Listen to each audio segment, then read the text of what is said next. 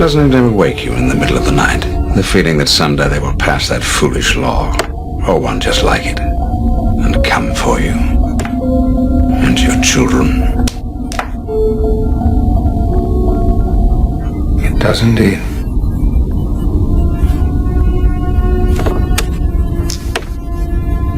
What do you do When you wake up to that? I feel a great swell of pity for the poor soul who comes to that school looking for trouble.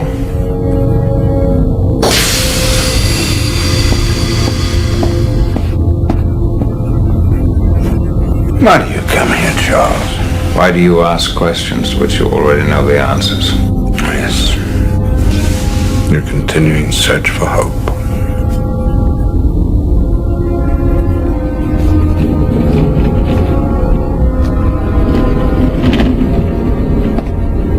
You know this plastic prison of theirs won't hold me forever. The war is still coming, Charles, and I intend to fight it. By any means necessary. And I will always be there, old friend. To bring about the complete independence of people of African descent here in the Western Hemisphere, and first here in the United States, and bring about the freedom of these people by any means necessary.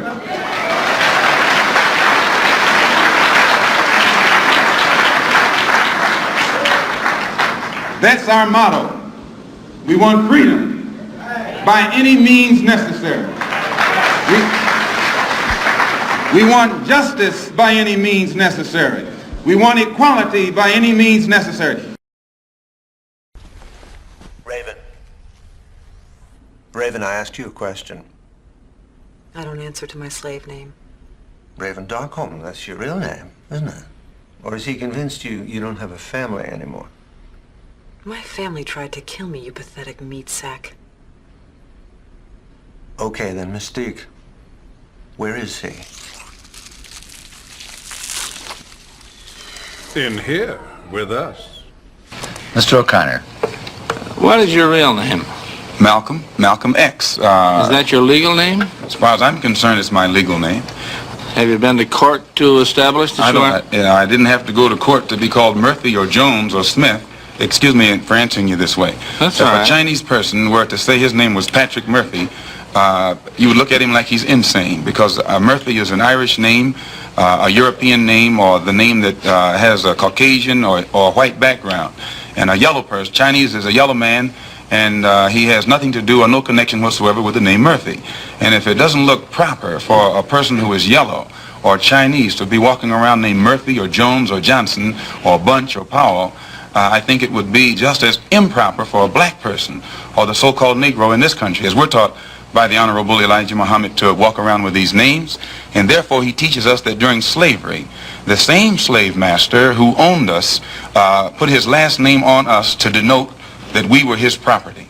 So that when you see a Negro today who's named Johnson, if you go back in his history, you'll find that he was once, his grandfather or one of his forefathers was owned by a white man who was named Johnson. If his name is Bunch, his grandfather was owned by a white man that was named Bunch. Would you mind telling me what your father's last name was? My father didn't know his last name.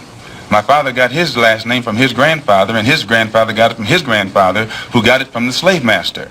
The real names of our people were destroyed during slavery. Was there any line, any point in the genealogy of your family when you did have to use the last name, and if so, what was it? The last name of my forefathers was taken from them when they were brought to America and made slaves. And then the name of the slave master was given, which we refuse. We reject that name today. You mean you won't even tell me what your father's supposed last name was or gifted last name was? I never acknowledge it whatsoever. Physics. I'm Charles Xavier. Would you like some breakfast? Where am I? Westchester, New York. You were attacked. My people brought you here for medical attention. I don't need medical attention. Yes, of course. Where's the girl? Rogue? She's here. She's fine. Really? Ah, Logan, I'd like you to meet Aurora Monroe. also called Storm. This is Scott Summers, also called Cyclops. They saved your life. I believe you've already met Dr. Jean Grey. You're in my school for the gifted, for mutants. You'll be safe here from Magneto. What's a Magneto? A very powerful mutant who believes that a war is brewing between mutants and the rest of humanity. I've been following his activities for some time. The man who attacked you is an associate of his called Sabretooth. Sabretooth? Storm. What do they call you? Wheels? This is the stupidest thing I've ever heard. And Cyclops, right? You want to get out of my way? Logan, it's been almost 15 years, hasn't it? Living from day to day, moving from place to place, with no memory of who or what you are. Shut up. Who are you? You don't know. Don't tell me Negro, that's nothing. What were you before the white man named you a Negro? And where were you? And what did you have? What was yours? What language did you speak then? What was your name? It couldn't have been Smith or Jones or Bunch or Powell. That wasn't your name. They don't have those kind of names where you and I came from. No, what was your name? And why don't you now know what your name was then? Where did it go? Where did you lose it? Who took it? And how did he take it? What tongue did you speak? How did the man take your tongue? Where is your history? How did the man wipe out your history? What did the man do to make you as dumb as you are right now? Being on the stage, the amount of training we had, you know, the city party, I was very fortunate. In fact, he came no, I talked to him before that, but I think it was when we came to Soldier's Play. And he said, "You're good." Oh, wow. Yeah, and wow. I got a part in a movie in 1986. I called it The Nigga They Couldn't Kill. Oh. Yeah, he was supposed to be, he raped a white woman, and they tried to electrocute him, but it didn't work. And he became sort of a cult hero. No, not that one. That was the other awful one. But and then they tried to hang him, and they tried to do all this stuff. And I had a lot of training day in me. And there were some Jewish people in the audition, and I said, yeah. They said, no, it's funny. It's like they hang them and then they can't. I said, yeah, like you bring some Jewish people into a room and they think it's a shower, but it's gas. Oh. And they said, right. I said, right. That ain't funny. So to me, it wasn't funny about putting a rope around my MFN neck either. I made a point. The guy was like, who the hell is this little nigga talking like this? So anyway, make a long story long, I called Sidney, and I was sick because he told me to call him. If I said, man, they offered me $600,000 to play the nigga they couldn't kill. And he said, I'm not going to tell you what to do. He said, I'm not going to tell you that, Denzel. He says, but I can tell you this.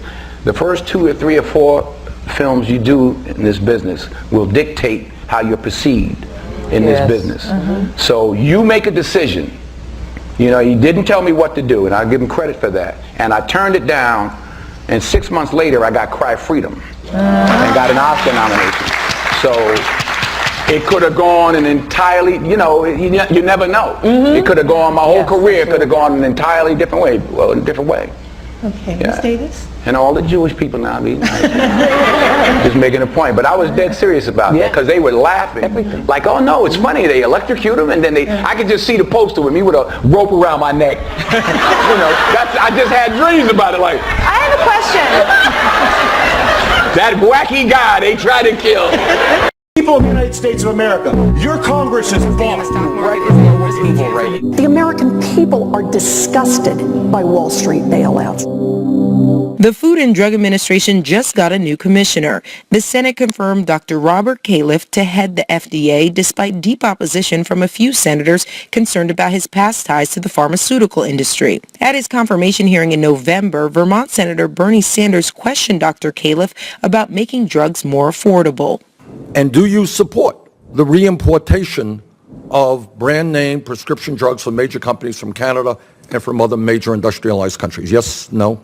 Senator, as you're aware from our previous discussion, we have major concerns about reimportation, the system it would take to make sure that the drugs are adequate. In other words, you think we can bring in fish products and vegetables from farms all over the world, but we cannot bring from across the Canadian border brand name drugs? But in the end, only 4 other senators opposed Dr. Califf's confirmation, a fact that the director of the health research group at think tank Public Citizen, Dr. Michael Carome, says is alarming given the new commissioner's record.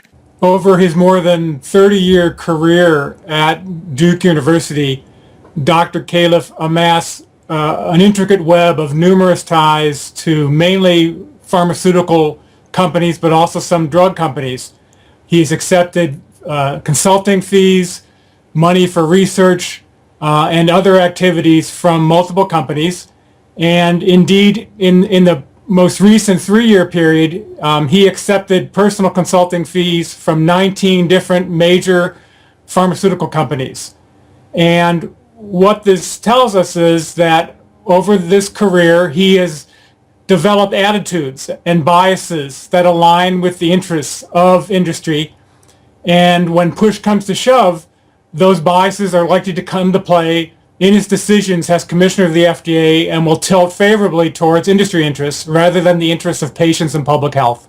Putting the interests of the public's health under the pharmaceuticals' interests is exactly why a group of Democratic senators stood in opposition of Dr. Califf's nomination. They are especially concerned about how he would handle regulating opioids like painkillers. In 2014, the Center for Disease Control found that doctors wrote 259 million prescriptions for painkillers in a single year, which is enough for every U.S. adult to have a bottle of these pills. Since the late 1990s, these drugs have been heavily promoted by those companies, and that promotion activity has contributed to the overprescribing by physicians of opioid drugs and have contributed to the opioid epidemic this country now faces. For example, Purdue, which is the maker of OxyContin, that company and 3 of its executives in 2007 pled guilty to criminal misbranding charges in their promotional activities of their opioid drug OxyContin. And that type of over-promotion by drug companies has been a significant contributing factor to drug abuse in this country. The company downplayed the risks of its drugs. They led physicians to believe that they were less addictive than other opioids, and that simply was not true. And that was the basis for the criminal charges brought against the company and 3 of its executives. More broadly, in terms of the role of the FDA's regulation of opioids has, in comparison to other drugs, has been poor. They have been too lenient in allowing these products to come to market and allowing them to be labeled in a way that allows them to be overused and overprescribed by physicians. So the FDA also has played a role in the opioid epidemic, unfortunately. But what about personal responsibility? Some argue that the pharmaceutical industry cannot carry the burden of the blame, but Dr. Michael Carome says they do because it comes down to access. It's important to remember that many people who become addicted to opioids started because they received a prescription from a physician for pain, either acute pain following surgery or chronic pain. And so the problem is not, while obviously there are multiple people who play a role in the addiction crisis, and patients to some degree play a role, many of these patients would not have become addicted had they not been overprescribed the drugs in the first place by their healthcare providers. So physicians as prescribers have played a key role in the opioid epidemic. Some states have taken the opioid epidemic to federal courts. For example, the state of Kentucky is filing a total of 12 claims against Purdue Pharma, the maker of OxyContin. They're suing for false advertising, Medicaid fraud, and unjust enrichment. In the end, the suit could cost Purdue Pharma $1 billion.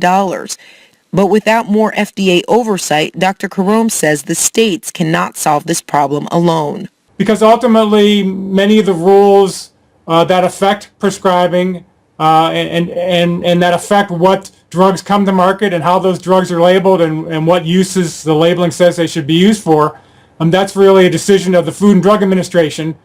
The other agency that plays a role is the Drug Enforcement Agency, which schedules these drugs, and the various schedules, each of those schedules determines what restrictions are to be put in place when prescribing opioids. So the federal government has a key role in regulating opioids in this country. Regulating opioids may be challenging when you look at which senators get pharmaceutical manufacturers to contribute to their campaigns. It turns out it's virtually all of them. For the Real News Network, Jessica Devereaux, Washington. Let us start our class with a prayer. In the name of the African ancestors who began the march of humankind in the womb of Mother Africa, we ask these ancestors to be with us, to strengthen us, and give us a vision for the future. In the name of the African ancestors who began the march of humankind in the womb of Mother Africa and marched down the Nile, laying the foundations for human civilization and culture, we ask these Africans to be with us, to strengthen us, and give us a vision for the future.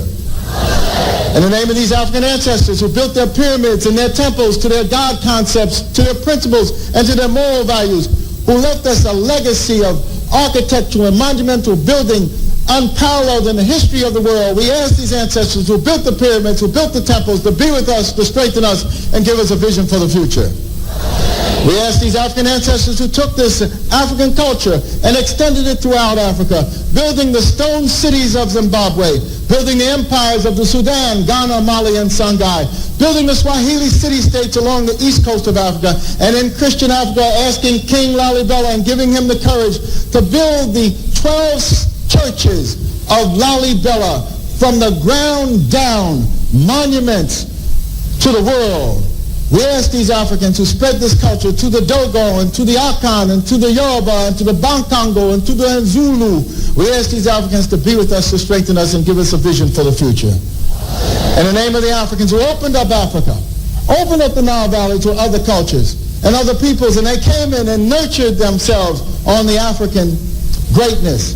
First coming in early with the ancient Hebrews, and they synthesized this culture and produced Judaism.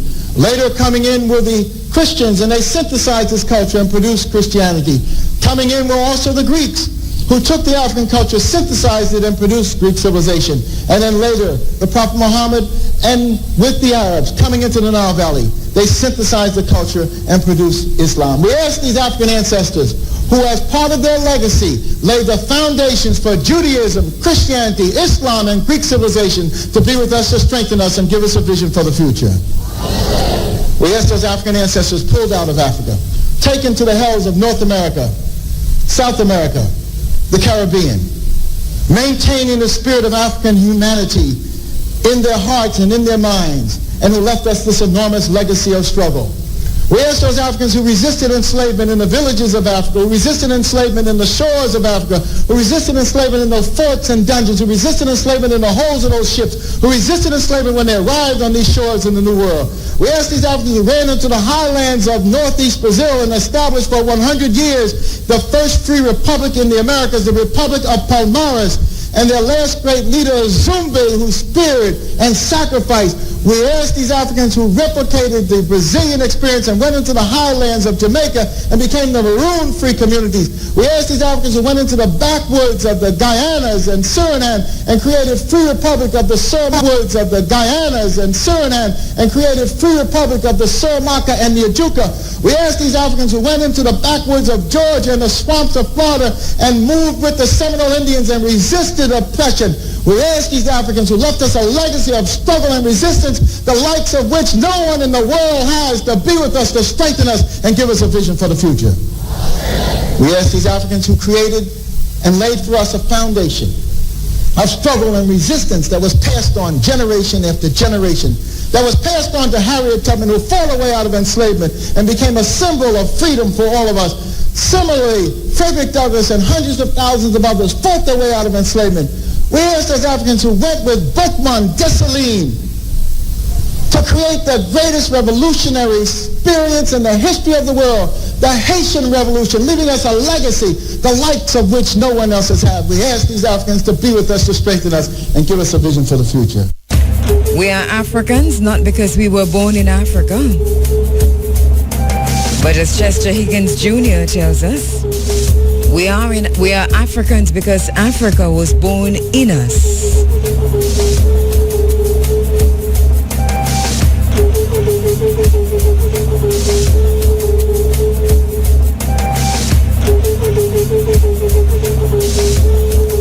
We cannot fail our ancestors now. We have come this far. And the ships that carried our ancestors have long since rotted. To fail now is to fail them, to fail ourselves. To fail the first creators, the makers, the authors of civilization.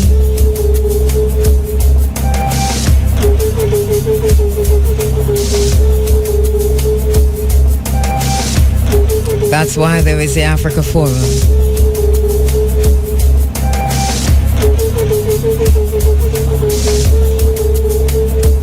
It's an unjust justice system.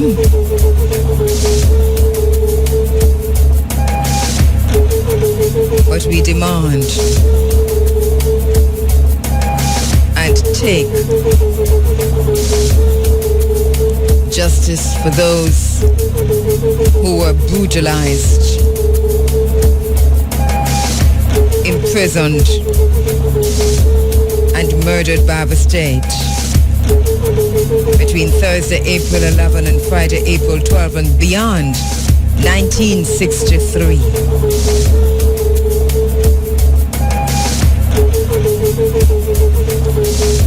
This was around the Easter time, Bad Friday.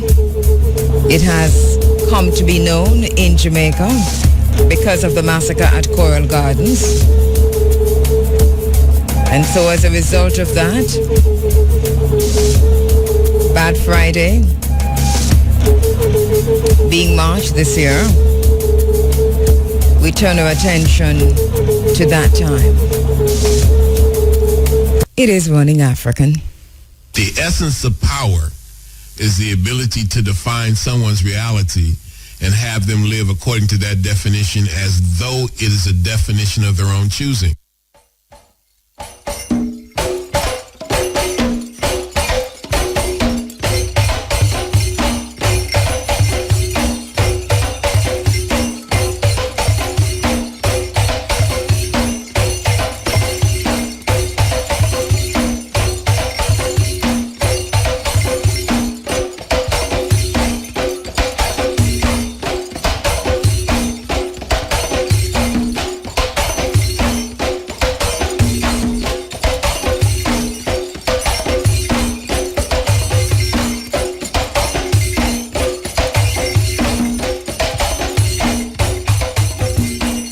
The leap year election, February 25, 2016, was anxiously awaited with great expectations, I dare say, mainly from members and die-hard supporters of the two major political parties.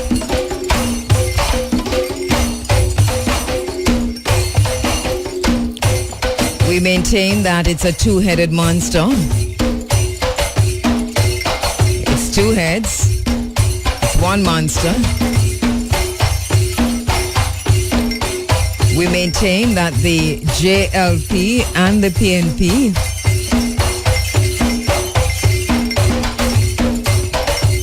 is a two-headed monster, and we'll talk about that in a little while. On the day, the voter turnout from the pool of potential voters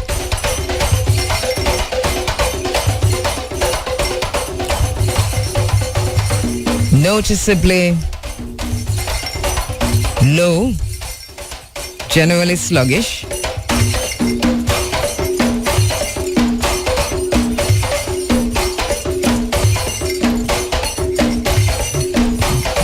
It was interesting, that the majority of the population fill the ranks of curious onlookers. And that was interesting. I suppose if you paid attention to that, that is grave a cause for concern. that majority of the population became curious onlookers, ambivalent, disenfranchised, demotivated, suspicious, unimpressed.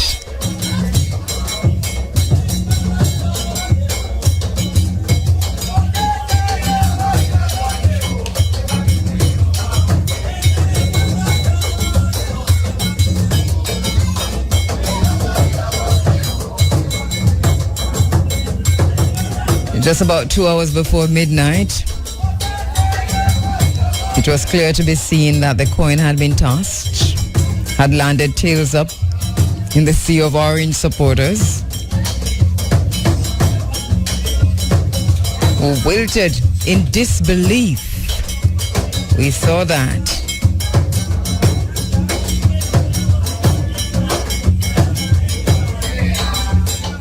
As those in green mushroomed in delight. In many senses, though, both parties are losers. They have failed in many, many ways, not least of which they failed to excite the sensibilities of the masses, and especially the youth, regardless of the conversations we're hearing about young people.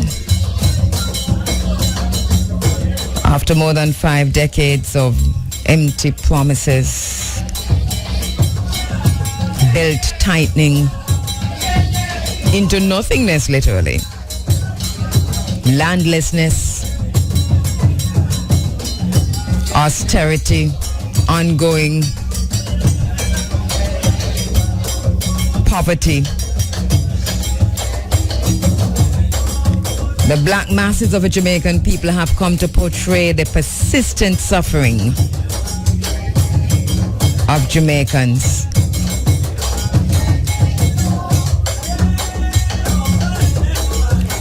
And we're talking about the two-headed monster, the two major parties in Jamaica in tandem with the church, because we do acknowledge a third head. Unashamedly have presided over the inhumane and unjust state of affairs.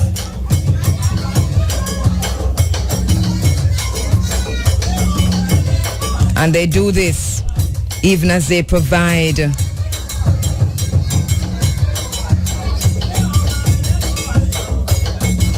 an effective buffer for the prospering ethnic minority in Jamaica and the private sector of Jamaica. The private sector, of course, which successfully maintains the engine of its own growth. Maintaining this in an environment that is unstable, but for them, secure.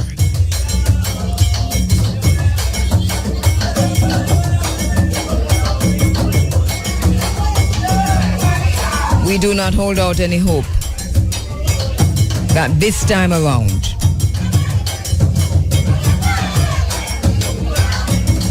there will be courage enough for true independence to break off ties, for example, with the British monarchy, making crown lands available for the landless masses.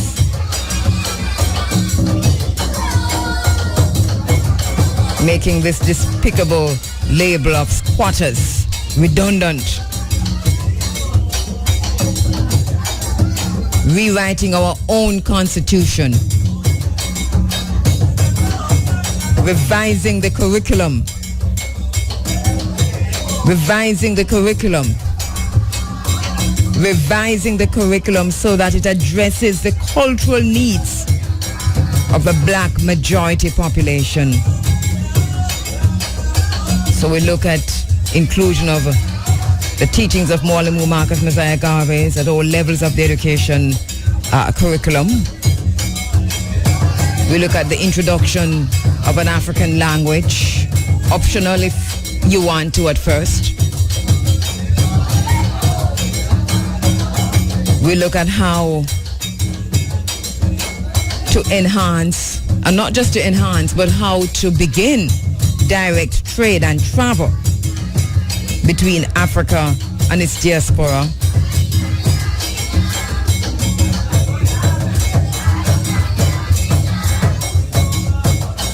Emphasis on research development, because we're talking about an African-centered curriculum. And we heard Andrew Holness as the leader of the opposition then on the visit of David Cameron.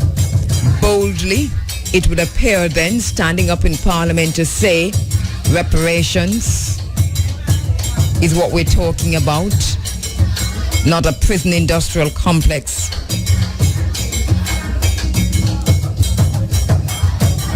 So research and development and applied sciences from grade 6.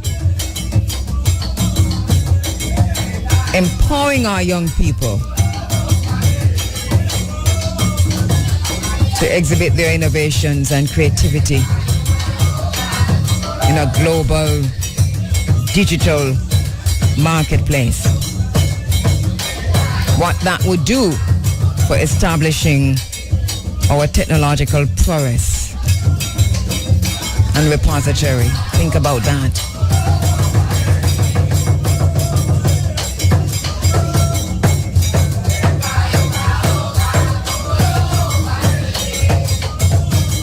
And even as we get ready to talk to our brother Ika Tafari from the Coral Gardens Benevolent Society, that we put this on the table to the new administration, the apology, and to expedite reparations in the matter of the 1963 Coral Gardens atrocities, Baccawal and Pinnacle. In the case of Pinnacle, return the land to the Rastafari community.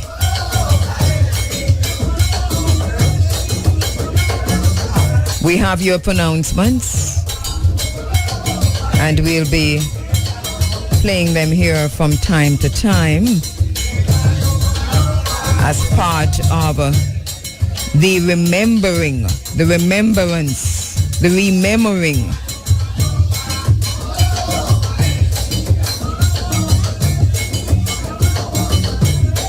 So the question we asked this morning, is election just another brief interruption of our daily lives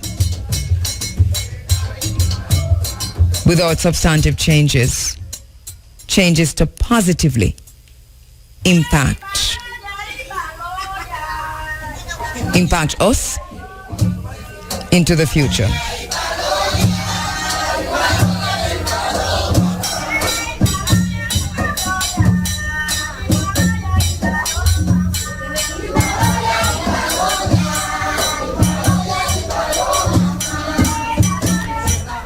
And while personally, and this is my own personal thinking, that even as we look at an African-centered education and an African-centered curriculum, that we must, as individuals, learn Mandarin because we are being recolonized, settlement colonialism by China of the African diaspora. It is happening. We're not going to close our eyes, not going to blind our eyes to this. That even as we encourage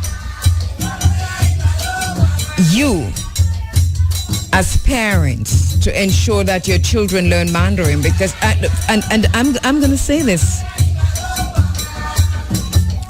contradictory it might sound, but it's important that as they continue to give away our birthright to China, that for us to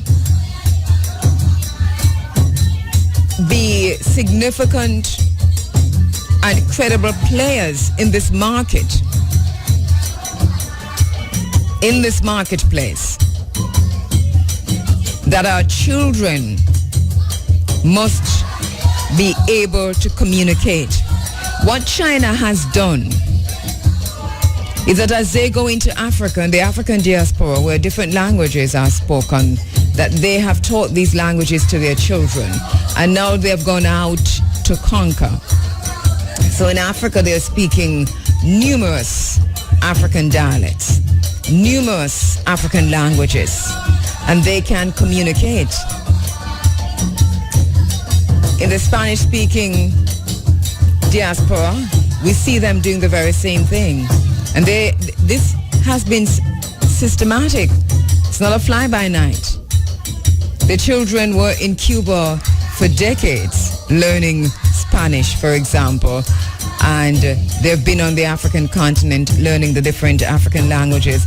So they have planned ahead for hundreds of years hence. Our planning is short-sighted if we plan at all. So to be an active player and to reclaim ourselves, our identity, our birthright, we must learn an African language to engage our brothers and sisters, but also to ensure that even as Africa rises, because this is what they're telling us about an African Renaissance, with China as a major player, that we can meet the new colonizers equally in the spaces in which they're playing. Jamaica is no different, and so that even while future generations learn Mandarin alongside English and Patois, that they be afforded the opportunity of learning a bona fide African language as part of our cultural reparation.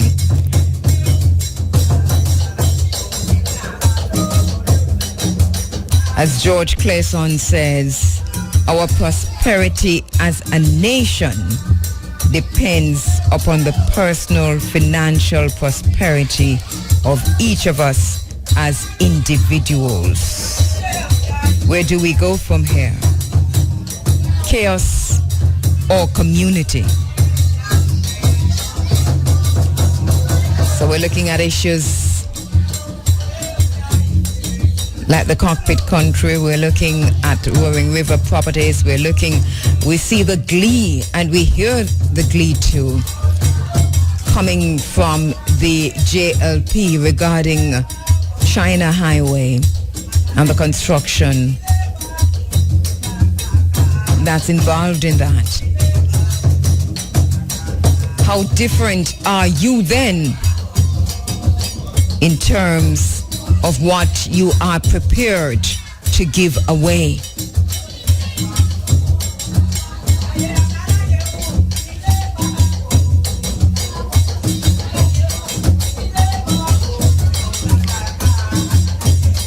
As a people, we caution ourselves, and I caution myself.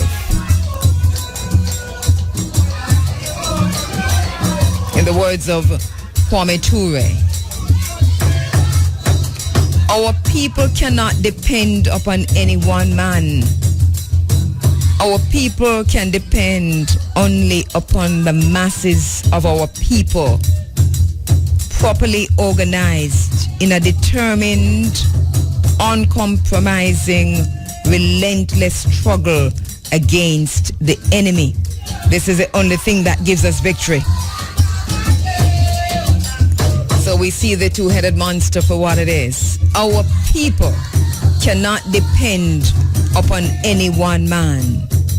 You know him as Stokely Carmichael, formerly Stokely Carmichael. Kwame Ture says this, and we endorse this as we continue in the struggle for full free. Our people cannot depend upon any one man. Our people can depend only upon the masses of our people, properly organized in a determined, uncompromising, relentless struggle against the enemy. This is the only thing that gives us victory.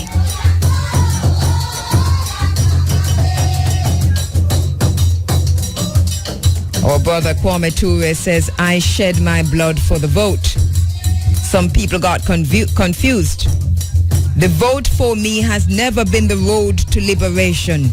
It is only the means of organizing my people. I shed my blood for the vote. Some people get confused. The vote for me has never been the road to liberation. It is only the means of organizing my people.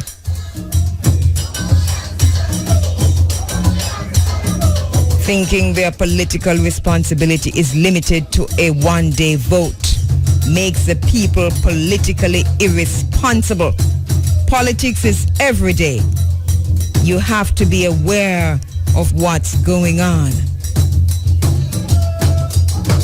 So we saw all those tweets and we saw all those Facebook messages and we saw all those comments coming from the Pan-African community and civil society and social activists telling us about the vote. But we are with Kwame Ture on this. The vote has never been the road to liberation. It is only a means of organizing ourselves as a people. And if we think that our political responsibility is limited to a one-day vote, then we become politically irresponsible. Politics is every day. We have to be aware of what's going on. Politics is about China in Jamaica. Politics is about China in Africa. Politics is about the IMF. Politics is about whether or not our birthright is being sold to others. Politics is about understanding settlement colonialism. Politics is about Pinnacle. Politics is about Coral Gardens. Politics is about Tivoli Gardens. Politics is every day. Politics is about poverty. Politics is about the private sector. Politics is about classism and racism and all the kinds of isms which we have to face in this country. Politics is every day. Politics is not a one-day vote. Politics is not green and it's not orange. My politics is black.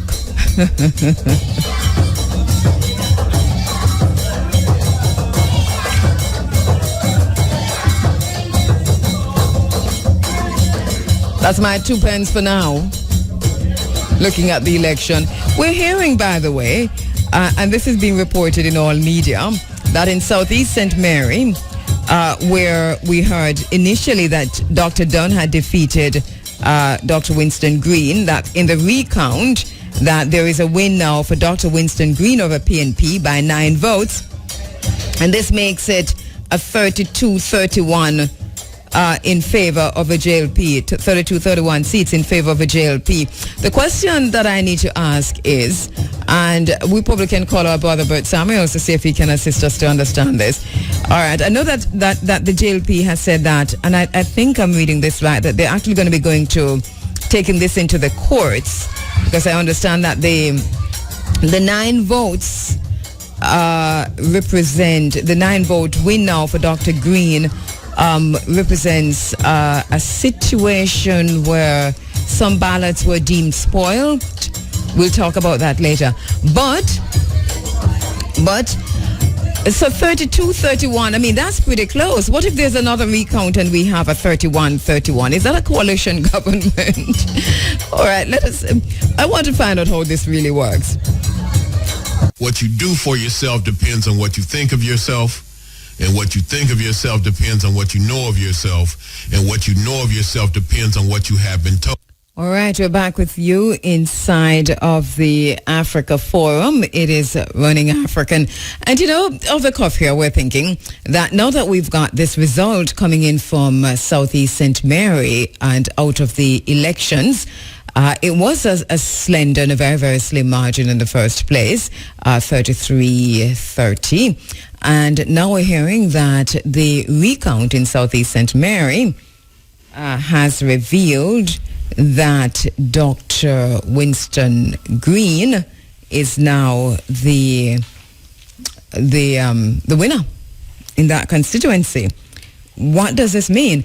My brother, Pan-African attorney at law, Bert Samuels, joins me on the phone lines. Wasn't scheduled to be on, but thank you so much, Bert, for being up at this hour. You mind walking with me? Oh, you are out walking. Oh, brilliant. You know, yes, I do, actually. I'm going to be here for a little while, and then I'll join you. Walking African. Walking African. All right, Bert, I know you're out walking, but I know you got these things in your head.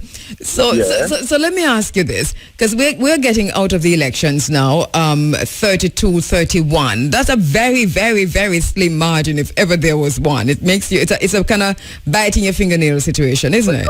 That's always been an interesting parish. Yeah? Yes, that's true, isn't it? All right, so first of all, so the recount is underway. Yeah. And one more seat going to the PNP would, and this is just, putting things out there, would make this a 31-31. What happens in a situation like this? No, it will be 32-31. No. So we have 32-31 now. Yes, it would shift. Yes. But when you lose one, if the JLP loses one, they will become a 31 person, and we become 32. Mm-hmm. I said we. I gave it away. Yes. So let me ask you this. Does it look like there could be a coalition government? Do we have anything like that in our constitution? Before now, we had 60 seats, and that was crazy. Yes. Because you would have had the possibility of a tie, the real possibility. Now, it's not possible to tie anymore. Mm-hmm. So we're going to have, one way or the other, we're going to have an interesting situation. The governing party must give up one of its MPs as the Speaker of the House. Right. Don't forget that. Mm-hmm. So on the floor of the Parliament, if things remain the same now, you're going to have a 31-31. Does the governing party have is there a loophole where they can choose a Speaker of the House from the opposition? Me just ask. Opposition will not be giving up any of their MPs to create a minority. I'm just laughing. Look at what is that? You think it's bad? It's politics. Yes. Oh, that's not possible? No. The governing party the Speaker must come from the governing party. From the governing party. Yes. So on the floor of the Parliament, there's a tie at the moment. Mm-hmm. So let me give you another scenario now, right? Yes. Ready? Yes. The government invariably has its ministers traveling abroad of necessity. Mm-hmm. So once one of the JLP ministers are abroad, MPs, then you have a situation where they are a minority in the House. They now become a minority in the House on those occasions. And you have no confidence vote. Yes. You can lose becoming Prime Minister. There's a no confidence vote against you. It becomes very interesting. It becomes extreme, even with this current scenario that we're looking at. Yes. Because we're assuming the Speaker of the House, well, not assuming, constitutionally speaking, the Speaker of the House must come from the governing party? Yeah, must. Yeah, because if me would I choose the Speaker from the opposition. All right, so another scenario now. The third scenario. Yes. One of your MPs in the governing party become disgruntled because they were not given what they wanted, a ministry, something, right? Mm-hmm.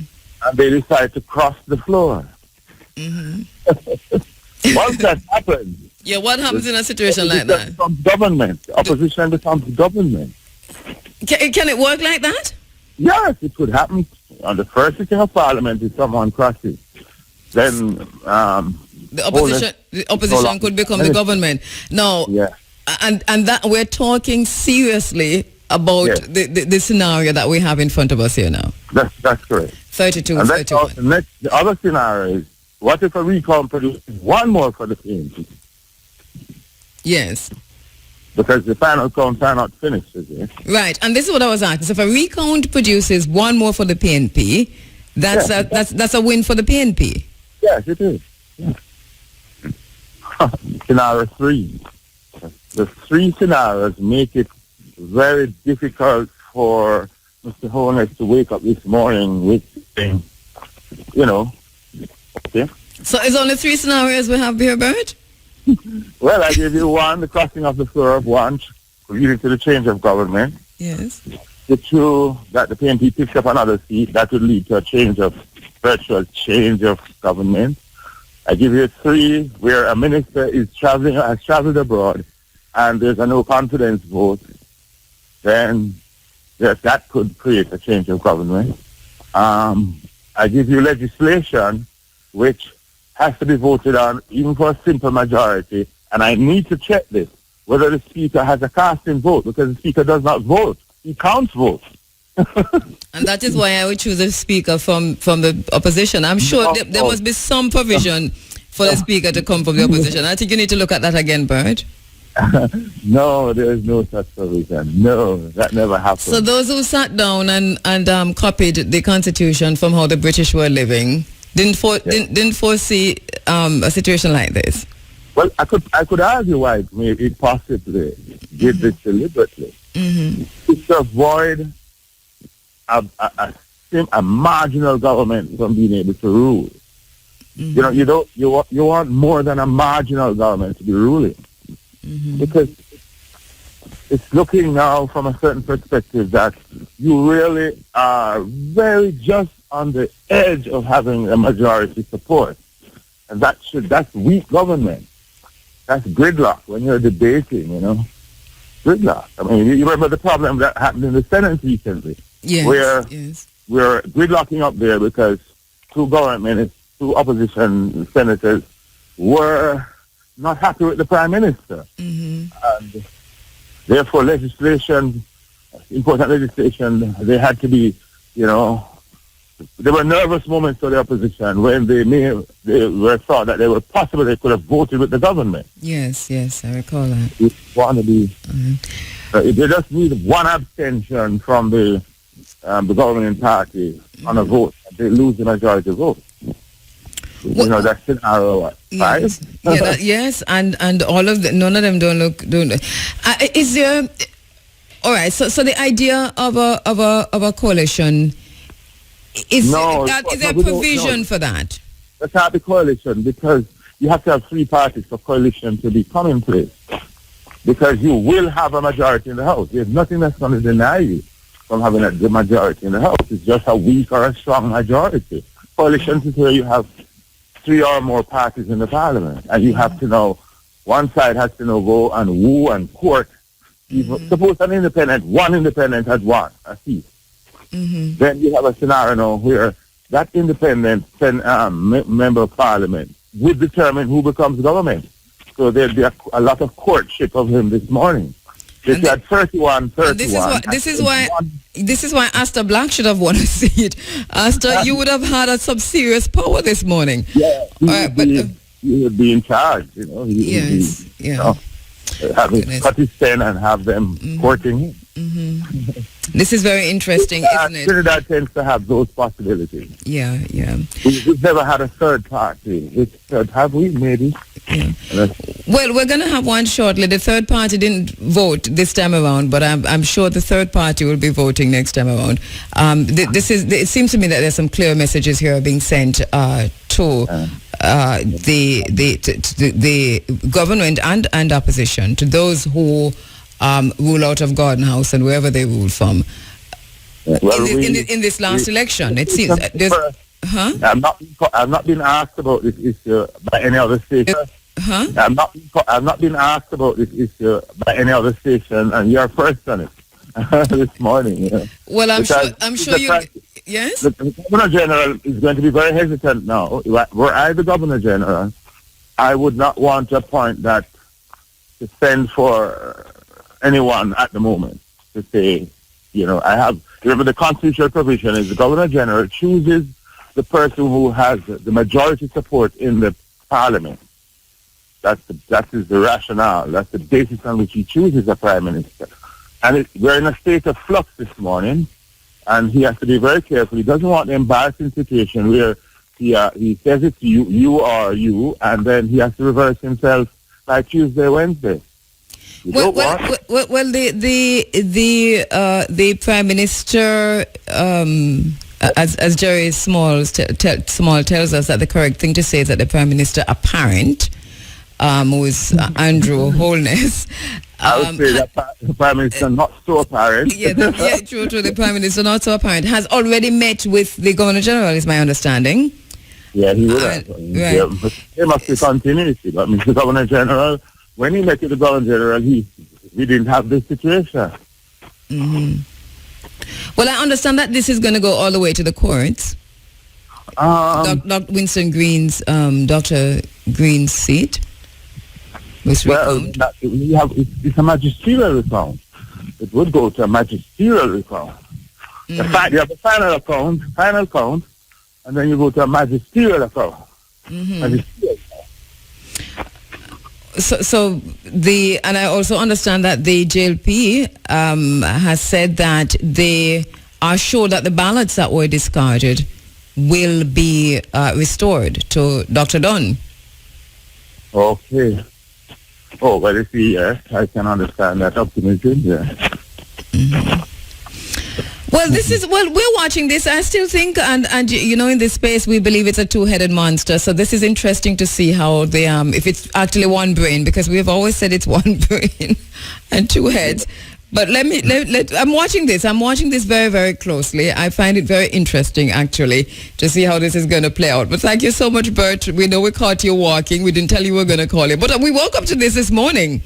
You know, so thank you so much for helping us to understand this a little bit more. And I'm sure that you'll be looking at it closer throughout the course of a day. And then we'll hear much more from you, I'm sure, across all media before next week. Yeah, it's a pleasure walking with you. Take care. You too. Inclement weather here in Jamaica, heavy rains in many parts of the island. In St. James, let me know how you're doing in St. James, because we saw the flooding happening there, blocked drains and flooding wreaking havoc in St. James and in parts of St. Anne. We understand that there was also a freak storm, kind of a tornado-like freak storm in Discovery Bay, if you can imagine that. People are actually calling it a tornado in Discovery Bay because of how it came, the sound and the damage and so on. And wow. And that was on Friday night, actually. That damaged the Red Cross building. We spoke about that building a few weeks ago in relation to the changes to the Puerto Rico beach. Wow. So, bad weather, good weather for some, but bad weather for others. Rain well needed because of the water situation across the island. But at the same time, so many blocked drains. And the kind of flooding that we're seeing in St. James, really frightening for many of us. So stay safe to the residents in communities across Jamaica where you have flooding.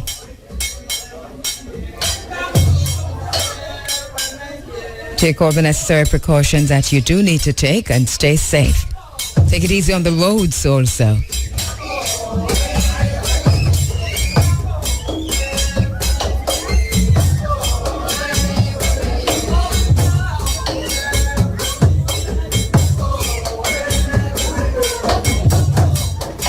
Good morning to you on Twitter.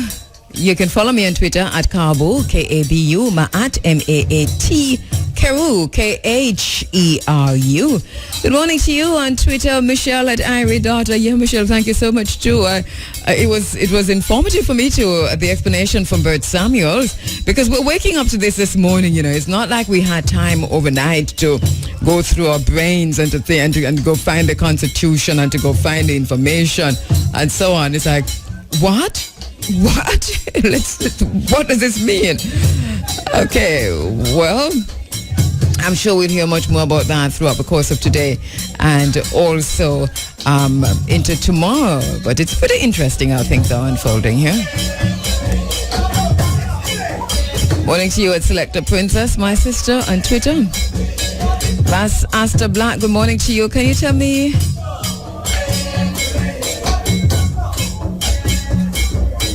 what's happening in your neighborhood, in your neck of the woods regarding the rains?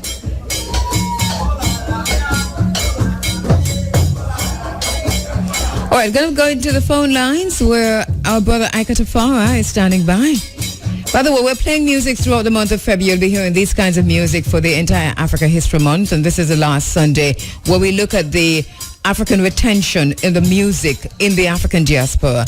And so we are across the African diaspora just playing music from African people whose ancestors either came before Columbus or were forcibly kidnapped and forcibly brought to these parts of the world, but who managed to keep in their blood and in their cells and in their genetic memory and in their DNA the music. And so we're listening to a mixture this morning. Last we did Africa Cuba, we did Africa Haiti, we did Africa Brazil, and this morning we're doing a mixture of all three. All right, as we go to the phone lines where Ika Tafara is standing by. My brother, good morning. Greetings, Sister Kabu. I reiterate to the presence of those that have been before us, those that are with us, and those that is to come, in the struggle. Give thanks. All right, a quick preview, Ika, because you'll be joining us in the studio next week, and you'll be with us for the next 3 weeks as we look ahead to the 50th anniversary of a coming 53rd. Well, I was talking about but the 50th anniversary of a visit of His Imperial Majesty to Jamaica. At the same time, we talk about the 53rd commemoration of the massacre at Coral Gardens. But let us talk a little bit quickly about what are some of the plans that are in the works so far. I understand that much more needs to be done in terms of the time that you've got, but let us know where we are so far. What's being planned? Well, so far we have planned an health fair where we are trying to put together some doctors from the University of the West Indies, because Sister Jody who usually does that in the year time, put a team together. Won't be able to do that this year. She kind of having a child during that time. She kind of having a child? She's having a child. She's in childbirth. Congratulations to you, sis. So, and we are also negotiating, trying to see if we could get a mobile unit to do like eye tests and blood sugar tests and blood pressure tests, same way with the patrons who come on ground, as well as for the elders and the victims of the Coral Garden atrocity. That gates open at 10 o'clock. That will be starting from 10 o'clock. That will be going on from then. And the date of that is when? Is the 25th of March. As this year, Good Friday or Bad Friday, as we know it as, fall in March instead of April this year, at Jared Park, Montego Bay, we move from there into, while that is going on, there will be a fun day for the children. We're trying to draw the children this year, trying to do something for them this year with like bounce about slides and a little popcorn machine and things like that. So while the health fair is going on and the fun day will be going on for the children, and that will run us down to around 4 o'clock where we'll start a banquet for the elders. We do that every year where we seat the elders on ground, and we try call for representation from out of the different houses or mansions to send a representative to sit at the table same way. So we'll be feeding the elders again this year same way, And during the banquet time, between 4 and 7, the testimonies of the victims and witnesses will be taking place. And these testimonies this year, we're going to ask them to also recount recount their experience of the visit of His Majesty also, not only the atrocity, not only the beating and the brutalization. Right. And I really do think, I prefer to call them the survivors, because they to have survived for so long, they might have been victims, but now they are survivors. Yes, yeah, rightly survivors, but victims to keep in mind, to keep the system in mind that they had done such wicked things to us same way, and we need compensation. I think we'll lift that victim situation when we get the compensation from the state, Yes, so we are asking them this year to also recount their experience of the visit of His Majesty to Jamaica, and giving their testimony also. We also will be giving a certificate of recognition to the matriarchs and patriarchs, same way during the banquet session time. This being the 50th year of His Majesty's visit. And it was on His Majesty's first visit that he did force them to disclose that he had sent some money here, because he had sent some money. I don't even know that, my young lady. That's why I was telling the lady, say, careful how you take money from scammers. Because sometimes I take money from good people and it is hidden. Sometimes I take money from scammers and hide the facts I get from scammers. And sometimes good people send money and it's hidden. Because from 1964, Haile Selassie had sent some money down here with a government minister in the Jamaica government, and they did not reveal to the people of Jamaica. That's why when Haile Selassie was nearby in Trinidad in 66, and we heard, and we said, why are you not inviting him here? They tried to resist from inviting him. We didn't know that it's because them supposed to have a school down here. And the place got a church on fire, and they said them invited me at the last minute. And when he came here, I said, I want to go and look at the school. And there was no school. Right. In fact, the bars of gold that were given to erect a university, not a school. Well, that I got information from that time that is not just cash he gave them. He gave them some ingots. Yes. The actual physical bar of gold. That's correct. Well, thank you very much, You're welcome, board. All right, let me come back to that. Let me go to the phone lines first, where we have standing by Colleen Connell, co-founder and organizer of the Stepping High Festival. Colleen, my sister, good morning. Welcome. Good morning and greetings to all, to you, Sister Kabu. How are you? I'm doing great. We're doing great. We're here sipping some fever grass tea. Yeah, that sounds. Family, yeah, that sounds good. I could get a cup. Oh no, me forget some. Oh, but me have a cup right here too. I think it's mint. All right, I think mine is mint. If not mint, it's cinnamon. But okay, I'm going to drink some shortly. All right. So Colleen, so we're looking forward now to the Stepping High Festival, which is on again this year, which of course is the longest running Ganja Festival. I think we can call it Ganja Festival now, Colleen, regardless of what is it. Yeah, of course we can. No, it's an exempt, event. Yes. Yes. Endorsed by the Jamaica Tourist Board, so we have our permit and everything is set and in gear. Okay, and that's really good, because last year when we were talking, so much was happening, and it makes you wonder. A whole lot, right? But so much happened. But here we are now, to a brand new year, and you're saying a permit now, an exempt event. And it is officially a Ganja Festival. Oh, that's right. That's right. All right. So tell us, when is it going to be this year? Well, it's going to be March 5 and 6. So we come Saturday and Sunday, full day and night event. We taking it hard. We're going hard this time. Yes. So people can expect, participants can expect, a full event, full experience. Naturally, we're trying to give the audience a full natural experience, the most natural one that they could ever have. All right, and this will be March 5 and March 6, which March 5 and 6. Saturday and Sunday coming. All right, so tell us about those full days. What will happen on Saturday and what's going to happen on Sunday? All right. Well, first of all, the theme this year is about building the ganja nation. So it's also, based on the foundation of Rastafari. I must acknowledge Lyndon Connell, a.k.a. Rough House. He's the actual founder of this organization.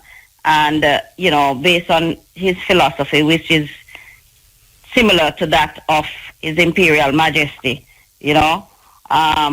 leading up to this event, we've always been thinking of collective efforts. Mm-hmm. So we will start the event with fellowship, Rasta fellowship.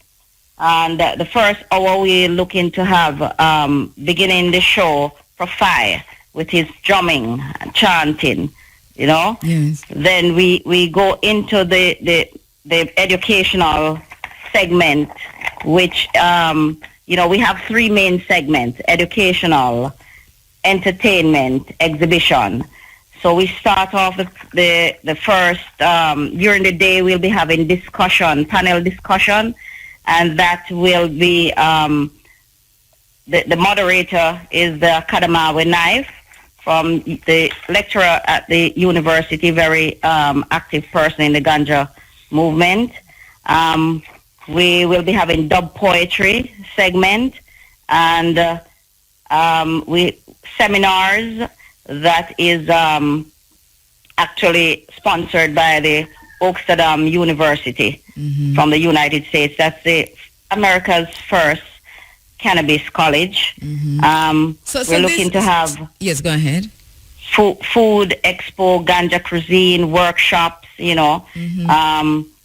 emphasizing on the best farming techniques. And we're looking at emphasizing also on farmers growing naturally, so these are some of the things. Yoga demonstration.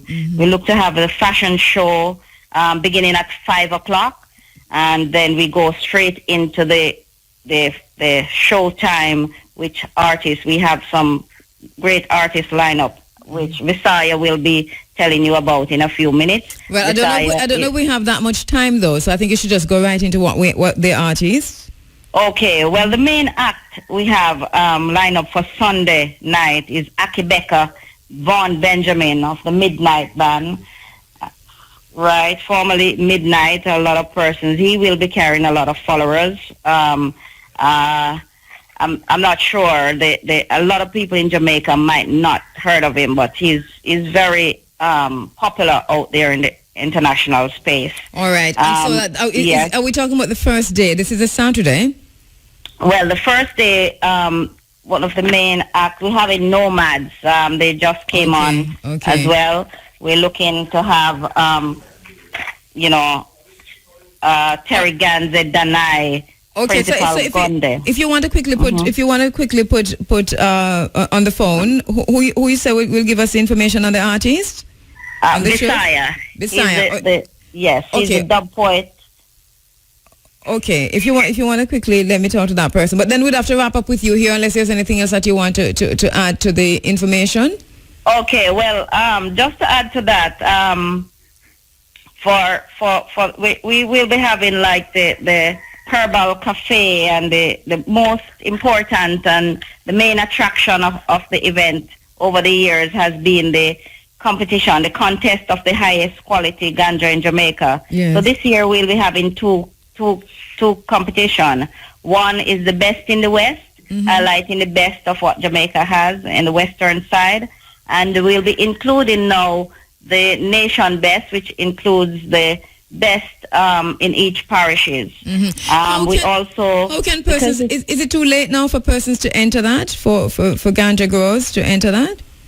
Definitely not. They have this week to wrap up by Wednesday.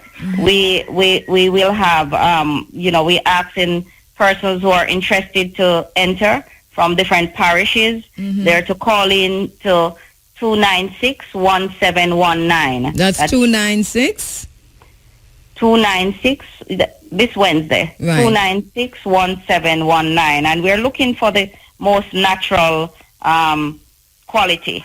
All right. So that persons can call that, and then they have until Wednesday. Wednesday is a cutoff date, you're saying? Wednesday is a cutoff date. Because the event is on the weekend. And all are invited to this. It's 2 days of festival. What's a cover charge for those 2 days? All right. Well, Stepping High has been giving back for the past 11 years. It has been a free event. So this year will be no different in giving back. We are offering free entrance to 70 years old elder Rastas. We also giving 50% discount to Rasta members of any established groups of 10 Rasta organization. They have to call in by Wednesday again with their list. Also, the entry fee is pre-sold. It's 20 US pre-sold, and at the gate will be 25 US. What's the Jamaican equivalent? The Jamaican equivalent, 2,600. At the gate? At the gate, right. All right. We have VIP passes as well, and that is for 5,000 pre-sold, 7,000 at the gate, and all access passes. Is this for two? Is it 2,600 for both days or 1 day? For 1 day. For 1 day. Okay. For 1 day. We have also all access passes, and all access passes give you, packages, access passes for sampling and testing, and we also have a space station, a new space station that will be included in all of that. So, all right, Colin, we're totally ones to come out early. Yes. Once they're going to have the all access experience, they need to be at the event by 1 o'clock. All right. Colin, we're totally out of time. Thank you so much. And all the best for the activities on the weekend. We'll hear much more from you, I'm sure, across IRFM before the date comes around. All right. All right. Thank you for having me, Andrea. Thanks to IRFM, over the years who have been supporting the event. All right. Thank you so much, my sister. Thanks to the listeners and the participants. All right. Thank you so much. That's Colleen Connell, co-founder and organizer of the Stepping High Ganja Festival here in Jamaica, which is on March Saturday and Sunday next week. Saturday and Sunday coming, that is March 4 and 5. Is it 4 and 5 or 5 and 6? All right, but it's Saturday and Sunday. All right, to Kevo Stevens on Twitter at Sweet One Son at Kevo Stevens. He says, I'm in Northwest St. James. The weather is not working well with my flu, but otherwise everything is okay in my community. Thank you so much, Kevo. You're inside of the Africa Forum, Running African. The Youth Forum was standing by for we understand that our children, our young people who are coming in today from the Marcus Garvey Technical High School are having just a wee bit of a transportation problem. It is provided by us, don't we? By IRFM. So we're looking into that. They are just running a little bit behind time. Are they? Is it a little bit? Okay, so they'll be here shortly, the Africa Youth Forum.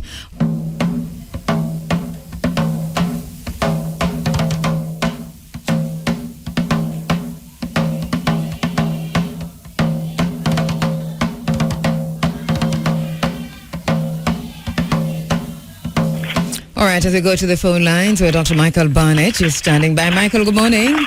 Good morning. Yes, Sister Cabo. Yes, greetings. Greetings. All right, so we've been talking about the launch of the book, latest book, and probably one of the most comprehensive, if not the most comprehensive, on Leonard Howell. Tell us, first of all, the title of the book. The title of the book, Sister Cabo and the Running African Family, is Leonard Percival Howell and the Genesis of Rastafari. And this... tell us about this, because this is a compilation. It's a compilation of essays from various writers and contributors. It's edited by myself, by Dr. Clinton Hutton, by Dr. Jelani Naya, and Dr. Dave Dunkley. And it's about a 4-year work, Sister Cabo. I mean, a lot of people say, oh, whoa, you know, where this book come from? But we've been working on it diligently for the last few years. So, in fact, you know, we realize that there is a dearth of information in regards to Leonard Hall, and particularly the early years of Rastafari. So the book does not only just look at Leonard Hall, but the early years of the movement. There isn't that much literature out there on how the movement emerges in Jamaica, the forces that lead to the emergence of Rastafari here in Jamaica. So we felt it necessary to research this and come up with a compilation. I mean, we have a number of articles. For instance, I should just say that my colleague, Dr. Clinton Hutton, has an article at the beginning of the book called Leonard Hall Announcing God, the Conditions That Gave Birth to Rastafari in Jamaica.